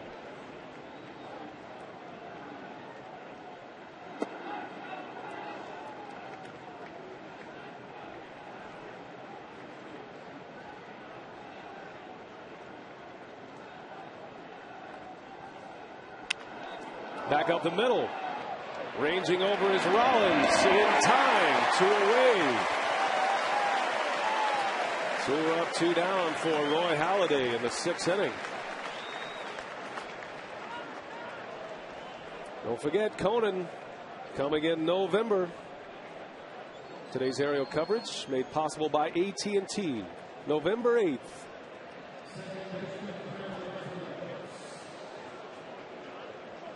And a great view of Citizens Bank Park, South Philadelphia. Beautiful. Great ballpark. What an electric atmosphere here. They sell out every day. Regular season, postseason. Boy, they have something to watch this year.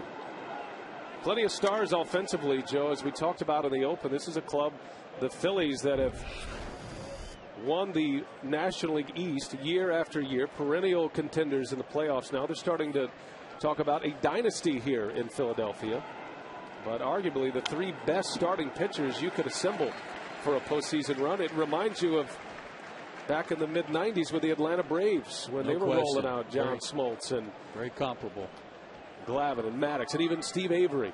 Yeah, but they kept adding people to those guys that were not necessarily compliments to them, but made the staff that much deeper.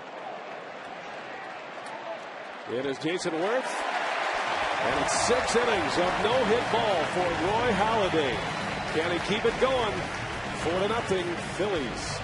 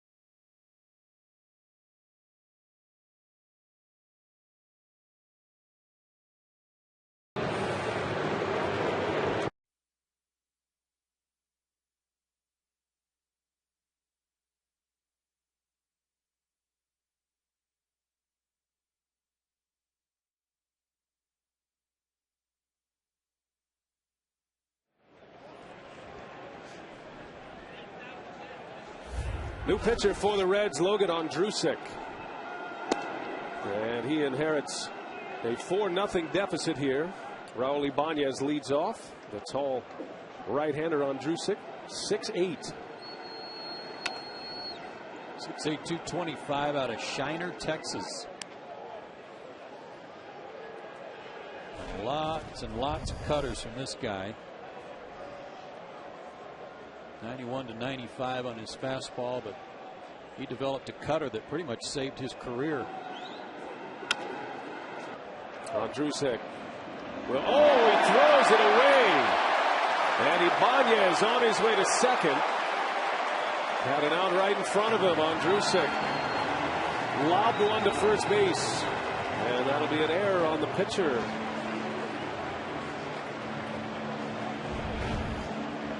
See the angst on the face of Dusty Baker here, because this gets an inning started for the Phillies that shouldn't have. And just was airmailed over the head of Joey Votto. Boy, that wasn't even close.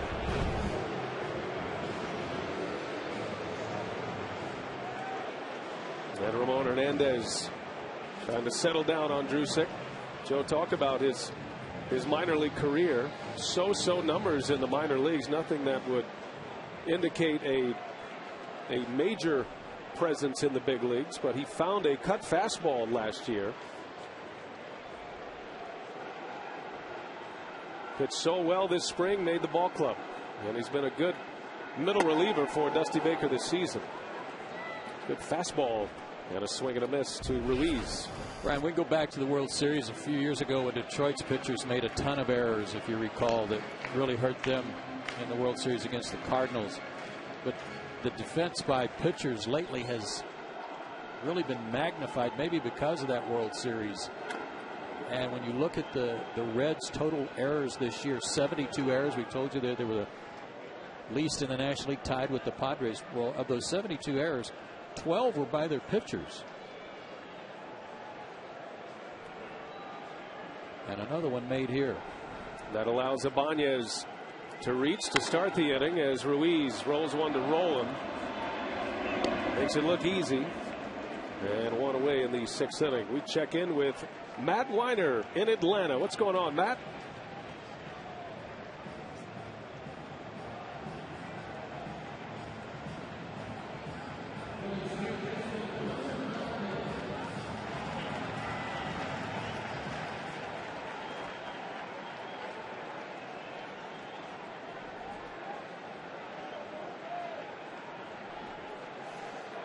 All right, Matt, thanks. And a rematch of the 09 Division Series. But this time around, the Twins get to host. The Yankees, the wild card team in the American League.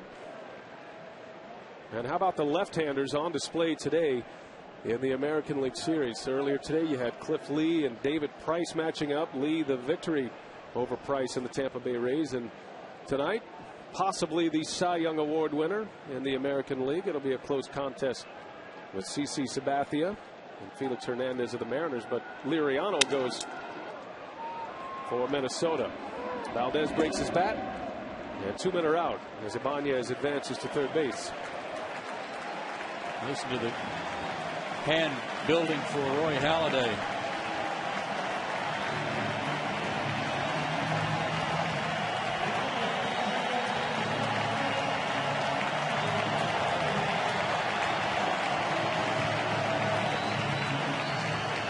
I love that sign.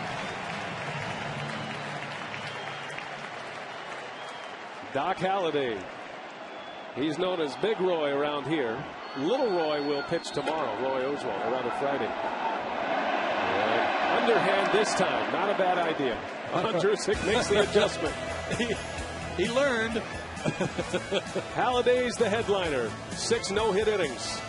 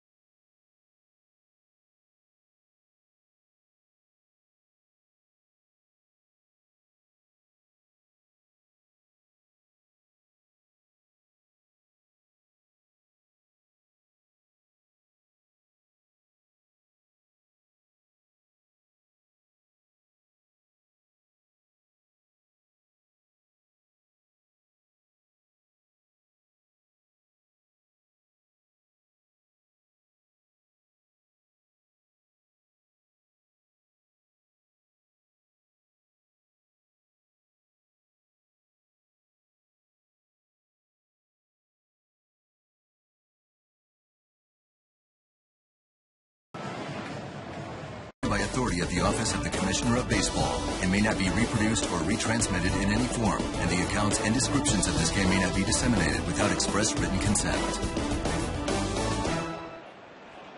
Center stage belongs to Roy Halladay tonight. Game 1 of the NLDS. Halladay has not allowed a hit through the first 6 innings.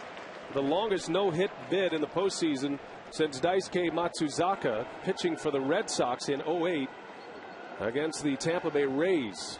He went 6 no-hit innings in the ALCS of 08. Seeing this, what makes him so tough. He starts off the inning with a real slow curveball for a called strike, and then he busts Cabrera right in on his belt buckle to keep him honest and keep him off the outside part of the plate. It's not that he just has good location, folks. It's not that he just has a good changeup. He throws hard too. He's been around 93, 94 all night with movement. Orlando Cabrera is 0 for 2 with a strikeout. Halladay with 5 strikeouts so far tonight. And the 1-2 fouled away. Howard will give it a look. That'll end up in the seats. Charlie Manuel told us today in our pregame meeting with him that he calls Roy Halladay a big Greg Maddux. He said he's bigger, stronger, and throws a little harder, but he said he pitches the same way and with the same effectiveness. In, out, up, down, and throws strikes with all his pitches. I thought that was a tremendous compliment.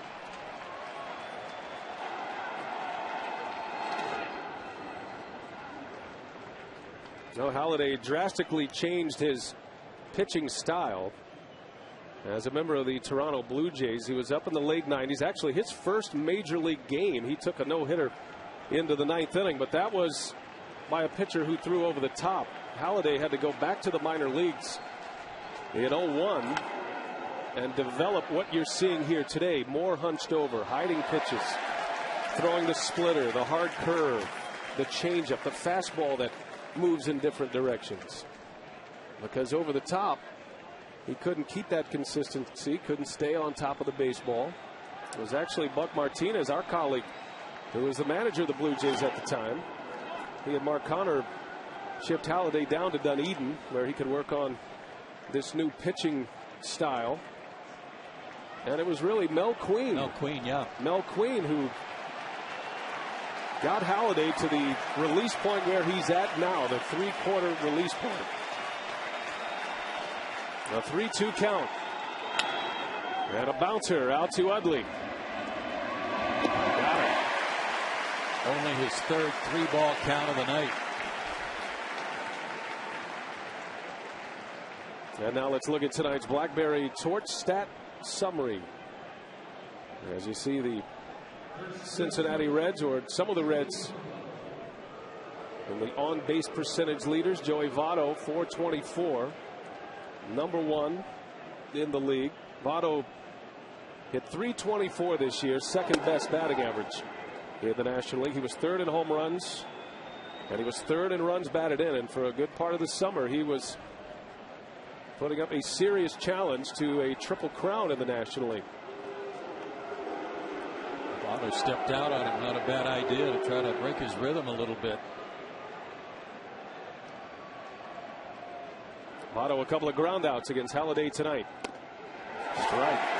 Roy Halladay's not finished reinventing himself either, Brian, because when he came to the Phillies, Rich Doobie suggested he change his grip on his changeup and went to the split finger grip on his change, and that's helped him. Well, you can't blame Votto at this point. No, don't blame him at all. Anything it takes to try to disrupt this rhythm of Roy Halladay, which will only rev up these fanatic fans here in Philadelphia.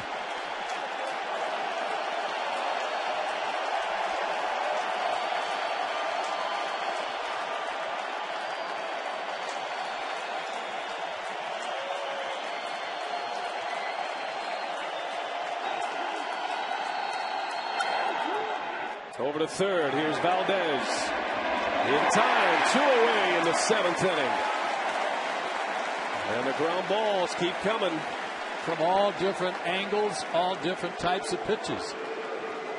He will change his arm slot just a little bit for some right-handers at times to get them maybe to buckle their knees some if he's going to throw a slider. He doesn't do it necessarily to lefties, but he will drop down a little bit more on right-handers.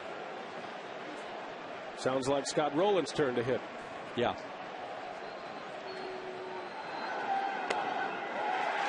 Strike one all night. Rowland has struck out twice. Argued a call in the 5th inning.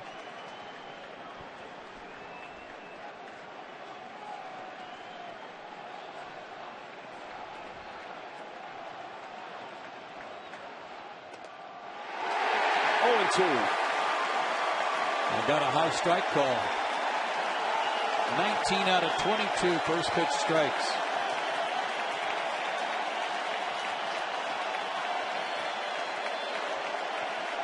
The only blemish, a walk in the 5th inning. The 0-2 to Rowland. Just got a piece. Well, the closest thing to a hit came off the bat of the pitcher, Travis Wood. Back in the 3rd inning, hit a line drive out to Jason Worth. Look at that sinker. What a pitch. That was at 93. Wasn't trying to throw a strike with it, just make it look like a strike coming up there. So Rowland would offer, and he did. And then it sinks out of the zone. Not anything you could do with that pitch except foul it off.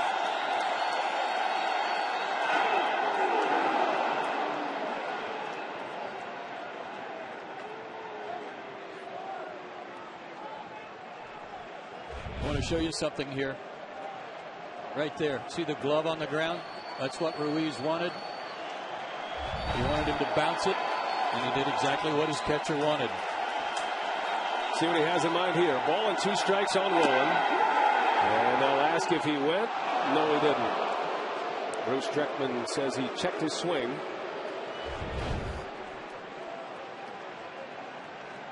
And nice. A good call. He stopped it. So 2-2. 2 out, 7th inning. Got it. Roy Halliday. 7 no-hit innings. And you better believe it is Doctober time here in Philadelphia.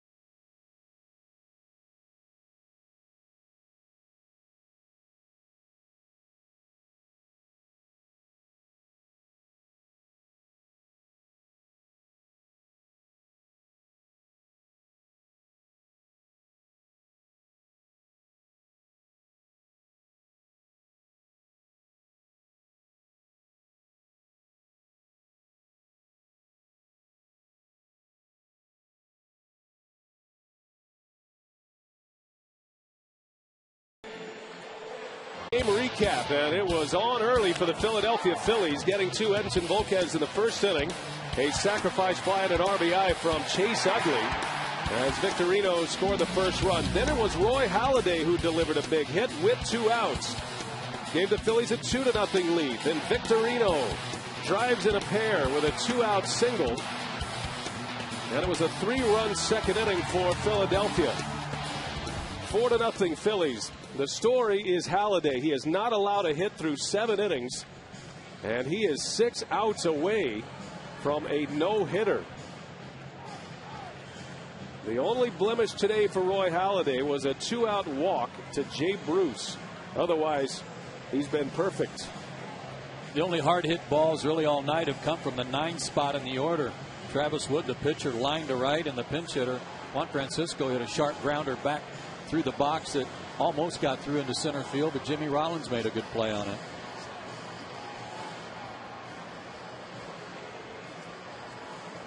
Travis Wood, by the way, did a great job coming in the second inning with runners aboard, getting out of that, and then blanking the Phillies over the next 3 innings. 3 1/3 innings of 1-hit shutout ball.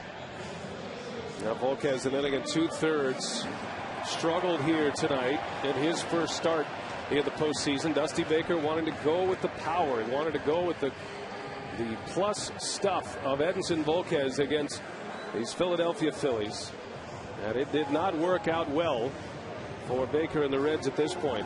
But Wood and Andrusek have kept the Reds in the game somewhat.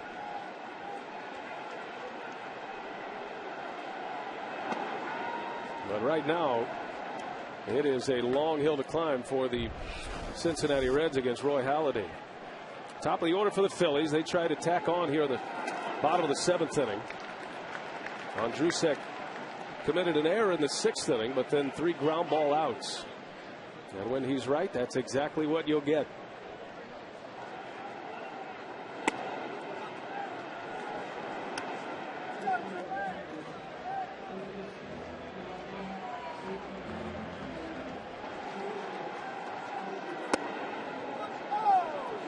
Well, Cincinnati feels very strongly about their young pitching. You've seen Wood tonight, Logan Andrusek, a couple of rookies.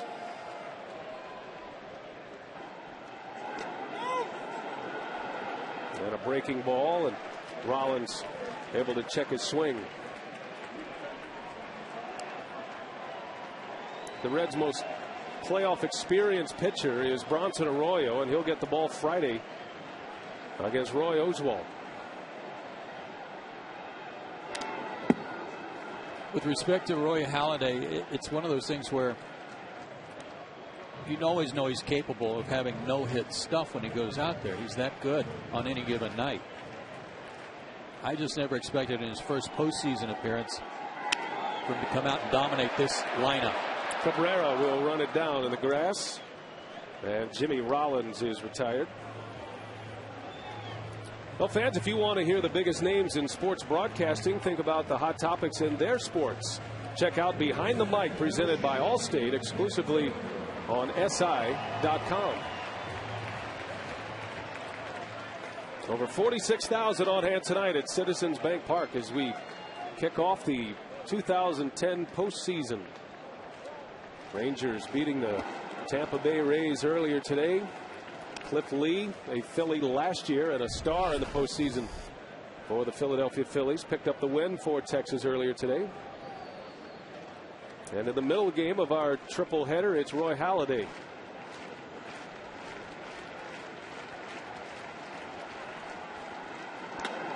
Chief Victorino with hits in the first and second inning that were part of the rallies in the first and second. The last 2 division series, 08 against Milwaukee, he hit .357. Last year against Colorado, he hit .353. He's off to a good start this year.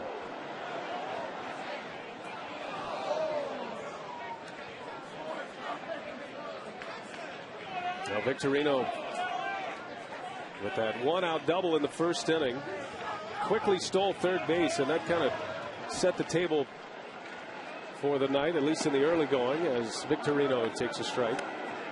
And it was a long battle between Victorino and Edinson Volquez in the second inning. won by Victorino with that 2-out RBI single. Drove in a pair of runs. By the way, for Volquez, the shortest outing in a postseason since Hiroki Kuroda lasted an inning and a third for the Dodgers against, guess who? The Phillies last year. That was in Game 3 of the NLCS. So the Phils chase another one early here tonight. It's Victorino skies one. Joey Votto wants it. Almost squeezed it out. But the bullpen for the Reds has done exactly what it needed to do, and that's hold the Phillies off, hoping the offense could come back and mount a charge against Halliday. He just hasn't cooperated. Well, with Chase Utley coming up, a lefty, Dusty Baker will go to another left-hander in that bullpen. Bill Bray loosening. And we'll have a pitching change here. So 2 outs in the Philadelphia 7th. 4-0 Phillies will set up Bill Bray when we come back.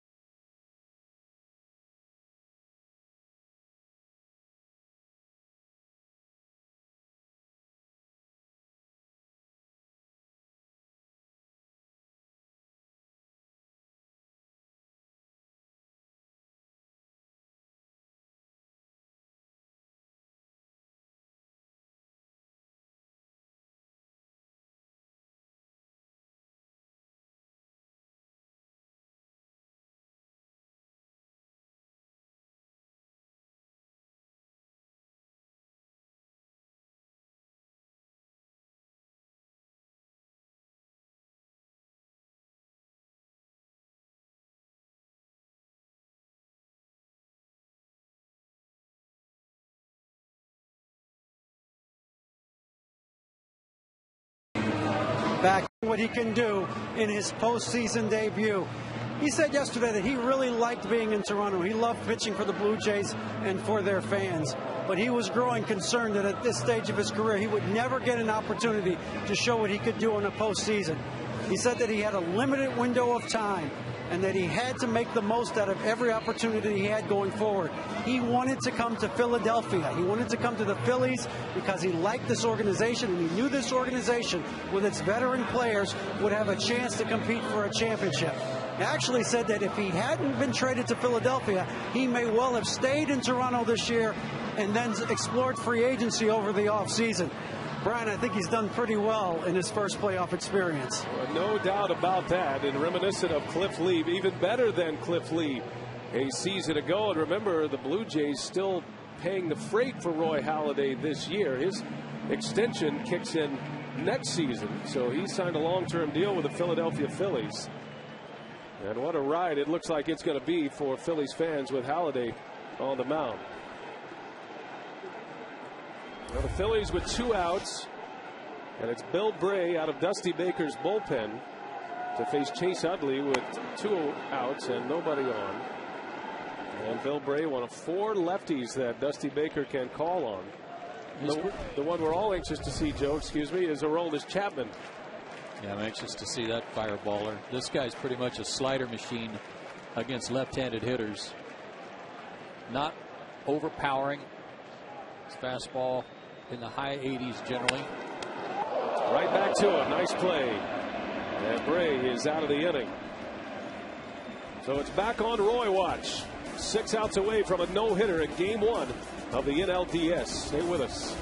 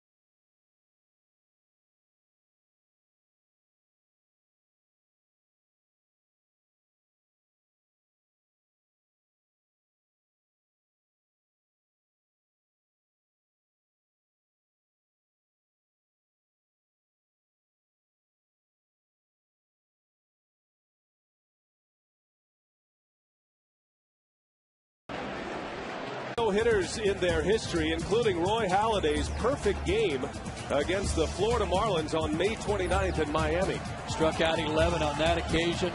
Just a brilliant performance, but honestly, Brian, I don't know that his stuff's any better then than it is tonight. He has been brilliant tonight. Johnny Gomes leads off for the Reds. Everything from a 94 fastball to a 79 changeup, speed-wise, and everything in between with his cutter and slider. Well, a breaking ball.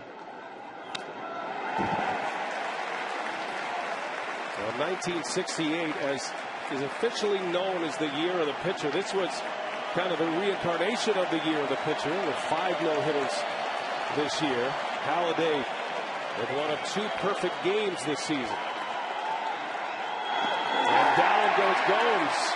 They'll have to secure it at first, no problem. 5 outs away from a no-hitter. 7 strikeouts.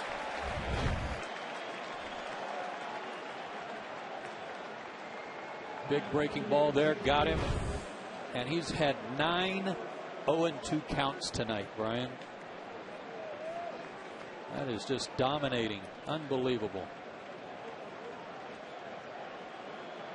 Here's Jay Bruce, the only base runner of the night against Roy Halladay. He walked back in the 5th. Halladay's got it. 4 outs away. 2 up, 2 down in the 8th. Well, the longest no-hitter since Jim Longborg of the Boston Red Sox went 7 2/3 against the St. Louis Cardinals. That was in Game 2 of the '67 World Series. Of course, the last no-hitter in postseason play, Don Larson, the most famous of the no-hitters. That was in '56. Halladay 4 outs away. 2 gone in the 8th. Here's Stubbs. Strike. And still peppering that fastball in at 93. Again, a workhorse. 9 complete games this year. Led the league in that category. Led in innings pitched, 250 plus innings. He's only thrown 93 pitches.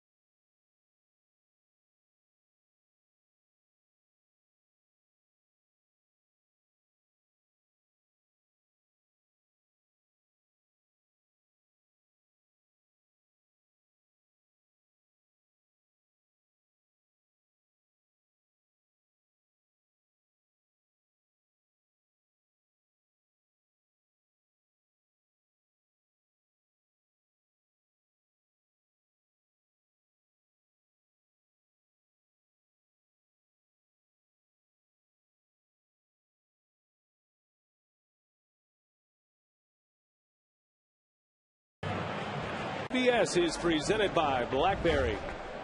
And if you're just joining us, you're here at just the right time. Roy Halladay, 8 no-hit innings. We'd love to show you Roy Halladay in the dugout, but talk about being iced. He ices himself. He goes underneath into the clubhouse. That's his normal routine, though. Yeah. He makes it easy on the rest of the players. He may be working out. I mean, this guy is so dedicated to his regimen between starts. He may be getting a head start on that somewhere. So it's Bill Bray back on the mound to face Ryan Howard. Yeah, the right-hander next in Jason Worth, then the lefty Ibanez. And one would speculate if Dusty Baker wants to, with the day off tomorrow, get some of these young pitchers in a game, we might see Aroldis Chapman to face Raul Ibanez. We'll have to wait and see. Now, Dusty normally doesn't like to use Chapman in the middle of an inning. Likes him to start an inning. But Dusty Baker told us earlier today he would love to get him out there as soon as possible to get his first taste of the postseason. Well, their bullpen has done a terrific job so far. Wood, Ondrusik, and Bill Bray got one out last inning.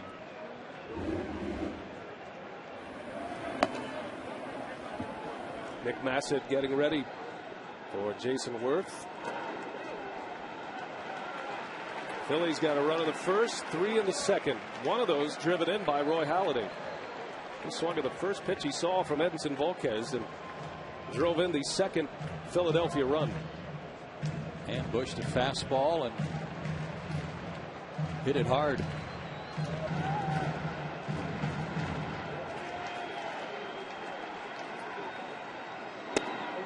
Got him.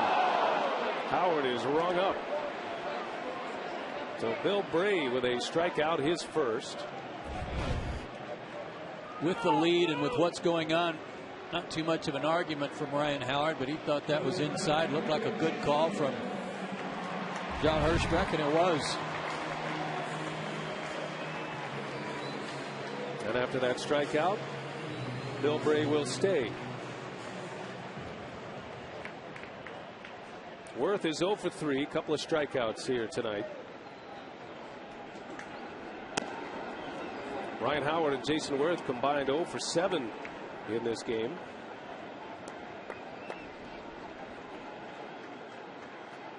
The Phillies have had just one base runner since the 4th inning, and that was on an error by Ondrusik as Bruce makes the catch.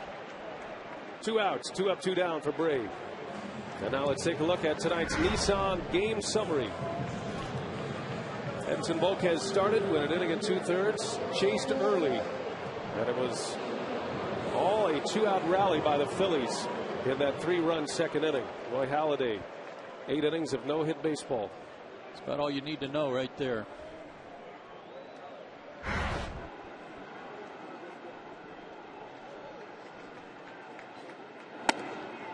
And he's doing it against the best hitting team in the National League in terms of the numbers this year.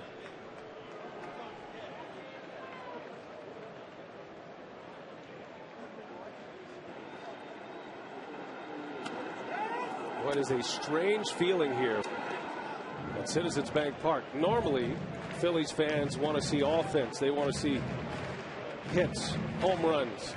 It kind of feels like they're ready to get this inning over with. They want an out so they can put Roy Halladay back in the middle. Well, their offense has been the focal point of their ball club the last 3 years in the postseason. Yes, they've had good pitching, got great pitching from Hamels, for example, in their drive to the World Series 2 years ago. Last year they had Hamels and Lee and Moyer and Blanton. They had a nice collection. Hamels not as good last year as he was in 08. But now, different story with their 3 aces at the top of their rotation.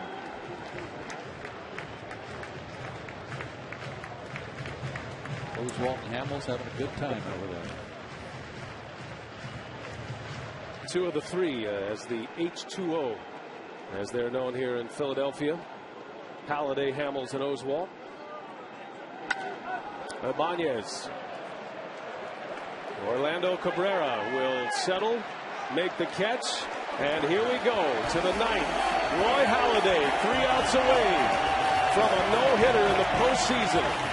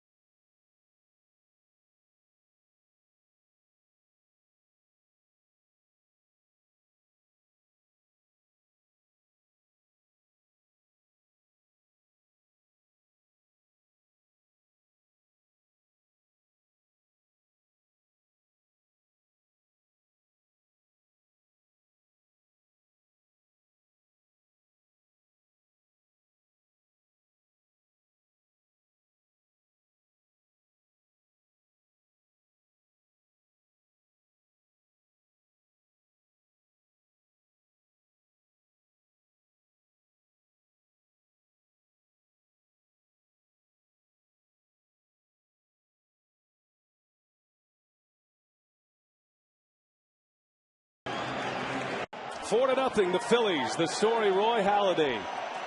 And history on the line here in Philadelphia. All zeros. 8 no-hit innings for Halliday at his first postseason start. Don Larson, he's looking for some company here tonight. Game 5 of the 56 World Series through the perfect game, beating the Brooklyn Dodgers. Strike one. That has been the story all night for Halliday as he gets ahead of Ramon Hernandez in the ninth. Big shocker there, getting ahead in the count. Only 3 3-ball counts all night. In the air. Chase Utley. Nothing is routine at this point. Utley makes the catch. One gone.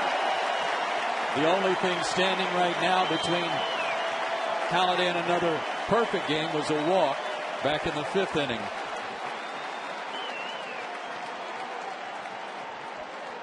And everybody is nervous here. Halliday, all of the position players, the umpires.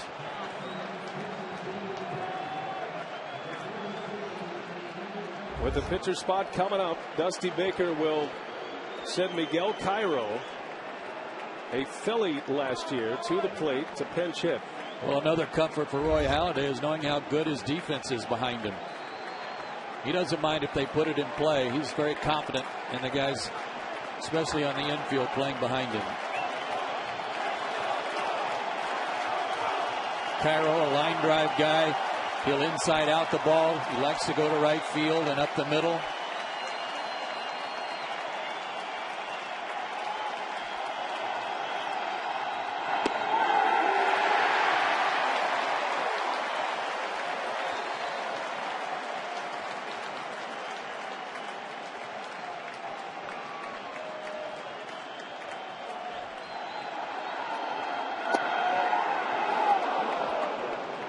Well, the history of Major League Baseball, there have been 4 pitchers to throw 2 no-hitters in the same season, at least 2. Nolan Ryan is the last, 1973 with the Angels. Strike. 1-2 on Cairo. He's had perfect control of all his pitches tonight against the best hitting team in the National League, and he has dazzled them.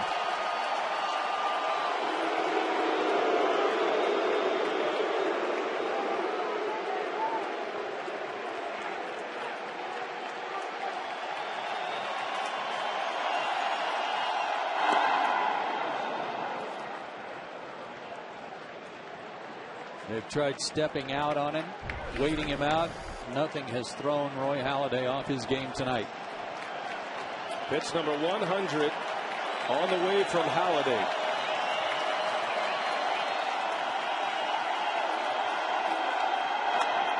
In the air. Over is Valdez with room. 2 outs.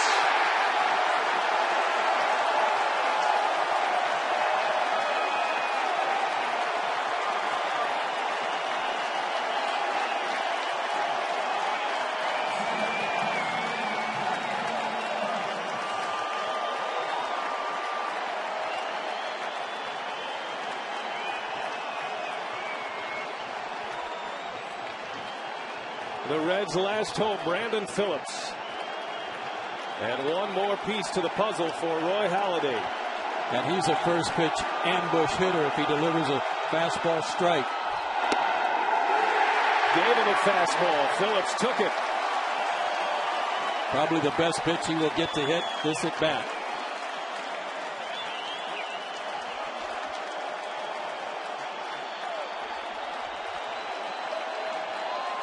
Halliday struck him out in the 4th.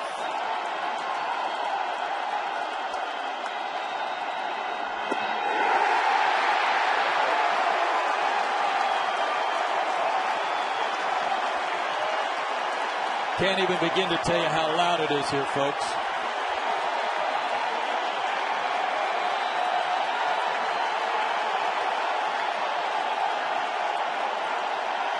Halliday is 1 strike away. The 0-2. A bouncer. Ruiz. In time! Roy Halladay has thrown a no-hitter.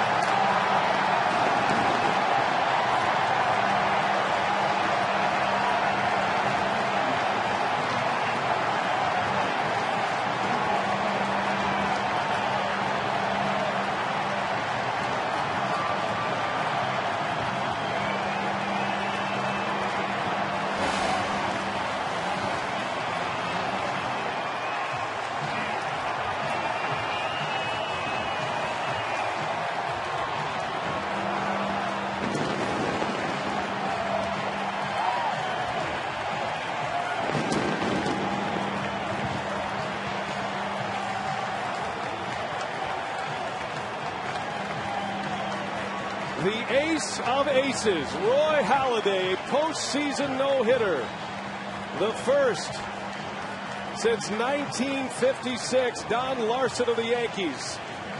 He's got company now after 11 years waiting for a postseason start. He gets it tonight, and he delivers his best start of his career. A no-hitter in the playoffs for Roy Halladay. What a moment here at Philadelphia.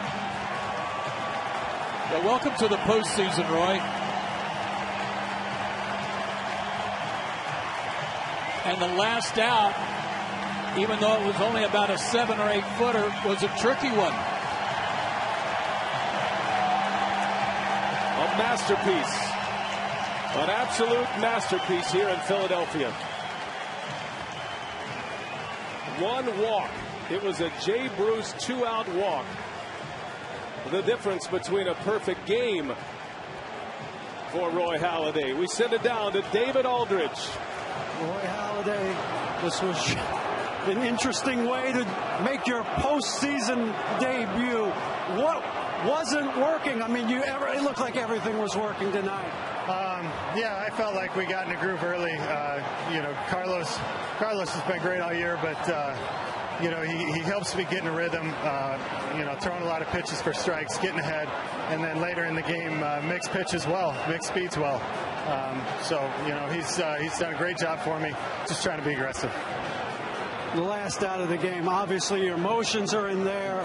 You're trying to win the playoff game, obviously. But what did you do there? Well, yeah, it's winning the game comes first and foremost, and in atmospheres like this, it's easy to focus on that. And it's been a great place to play all year, and looking forward to continuing here. You said that you wanted to come here because this team had an opportunity to compete for a championship. What is the emotion going through your mind right now? This is what you come here for. It's a good team. They know how to win, and you come in, you try and chip in, be a part of it, and it's been a great year. It's been a fun year, and like I said, we obviously have a ways to go, but it's a veteran team that knows how to win. I can't say enough about them. Robin Roberts was the last 20-game right-handed winner for this team. He wanted to meet you before he passed away. You're now part of that legacy. Don Larson, the last pitcher to throw a no-hitter in the postseason. What are your feelings about joining that group? It's surreal. I mean, it really is. I just wanted to pitch in the postseason. And, to be able to go out and have a game like that, it's a dream come true. Pretty good year for you so far. Congratulations, Roy. Thank you. Appreciate it. Back to you, Brian. Well, Joe, the calmest guy in the ballpark is the guy who just threw a no-hitter in the postseason, Roy Halliday. He's still in command. Yeah, I bet if you took his pulse, even in the ninth inning, it was under the radar. Just magnificent. But again, even the last out, that ball rolled out in front of the plate and actually hit the bat that Brandon Phillips had laid down. And it took a second for Carlos Ruiz to realize how he was going to play this. The ball rolled up right up to the bat, and Carlos actually overran it and had to make the throw from his knees. It was not an easy play, even though it was only about a 7-footer because of the bat. But the catcher who had helped him all night long made the last play for him. 11 no-hitters in Philadelphia history. Oswalt and Hamels. The other two in the H2O. No pressure on Roy on Friday, huh? Yeah, how do you follow that up? So Nolan Ryan, the last to throw 2 no-hitters in the major leagues in the same season until Halliday tonight. Virgil Trucks in 52 with the Tigers. Allie Reynolds did it with the Yankees in 51. And it was a Cincinnati Red who did it for the first time, Johnny Vandermeer, in consecutive games for the Cincinnati Reds in 1938. And now Roy Halladay, a no-hitter in the postseason. Threw 104 pitches, 79 strikes. Only 3 3-ball counts, as we told you, and one of those turned into a walk to Jay Bruce with 2 out in the 5th inning. That was the only base runner the Cincinnati Reds got tonight. So what a start to this round of postseason for the Philadelphia Phillies. Amazing. That might be the new battle cry in Philadelphia. Mr. Doctober. It could be. Doc Halladay. Well, now, I mean, there's nothing that Cincinnati could do with him tonight. That was obvious. They've got a day to have to sit on this. That's the unfortunate thing for the Reds. And they got to figure out a way to come back now on Friday and do some damage against Roy Oswalt. Not that Roy could pitch any better, certainly, than what we saw tonight, but another guy who is awfully tough. Well, you have to figure for the Cincinnati Reds, anybody but Halladay is worth facing. Now, the Reds have had some success against Roy Oswalt this year. He's known as Little Roy on these Philadelphia Phillies, and that'll be Friday. And Cincinnati has to dust off all of this hoopla around them with Roy Halladay and try to come up off the deck Friday night and try to get back into this series. You know, it's nice to see him with his hat off there. You could see a smile come across his face and some appreciation for what just happened. Roy Halladay, 9 complete games during the regular season. Had the perfect game in late May against the Florida Marlins, and for so many years, since 1956, Don Larson has stood alone as the only pitcher to throw a no-hitter. It was a perfect game, and that was in a World Series against the Brooklyn Dodgers. Now he has company in Roy Halladay. What a great moment here in Philadelphia. I took my headphones off for just a second there with 2 out in the 9th inning, and again, I couldn't hear myself think. It was so loud here. And the last out recorded right here, but the ball rolled up against the bat. Ruiz almost overran the ball, and then a little bit of a scary toss there. And remember, the grass is probably a little wet too from the earlier rain, and had to throw from his knees to get the last one. And the official score, the happiest man in the ballpark that out was recorded. That would have been a very tough call, hit or error, as that ball rolls up against the bat. Ruiz has to go to his knees. Very interesting. Didn't have to worry about that as the play was made, but what a start for this matchup between two teams that are very offensive minded, but certainly have the pitching to go with it on both sides. And Halliday, look at the fans quiet down. They weren't sure either. There they go. And again, really the hardest hit ball of the night came in the 3rd inning with 2 outs by the pitcher at the plate, Travis Wood. He hit a line drive bullet to right field. Jason Worth made the catch, somewhat routine.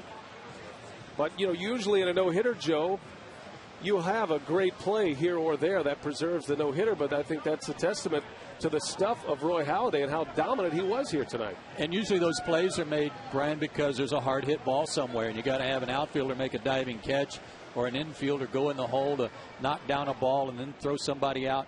There just weren't any tonight. That's how dominating he was, how impressive he was tonight. Francisco hit the ball sharply right back over the top of the mound. I think the mound may have slowed that one down a little bit, that allowed Rollins to get to it. Good play by Jimmy, but that was the only real tester all night long. And Halladay's last start of the regular season, through a complete game 2-hitter, he shut out the Washington Nationals. 8 days of rest, he comes back. You're wondering about his command. You're wondering about his stuff, his nerves with his first postseason game. And it was a walk in the park tonight for Roy Halladay as he throws a no-hitter, the first no-hitter in the postseason since Don Larson. What a way to get it started. Halliday tips his cap and will go enjoy this one with his teammates. You know they're waiting for him in the clubhouse. The final out, the 27th out, the toughest to get sometimes. The play by Ruiz and a no-hitter for Doc.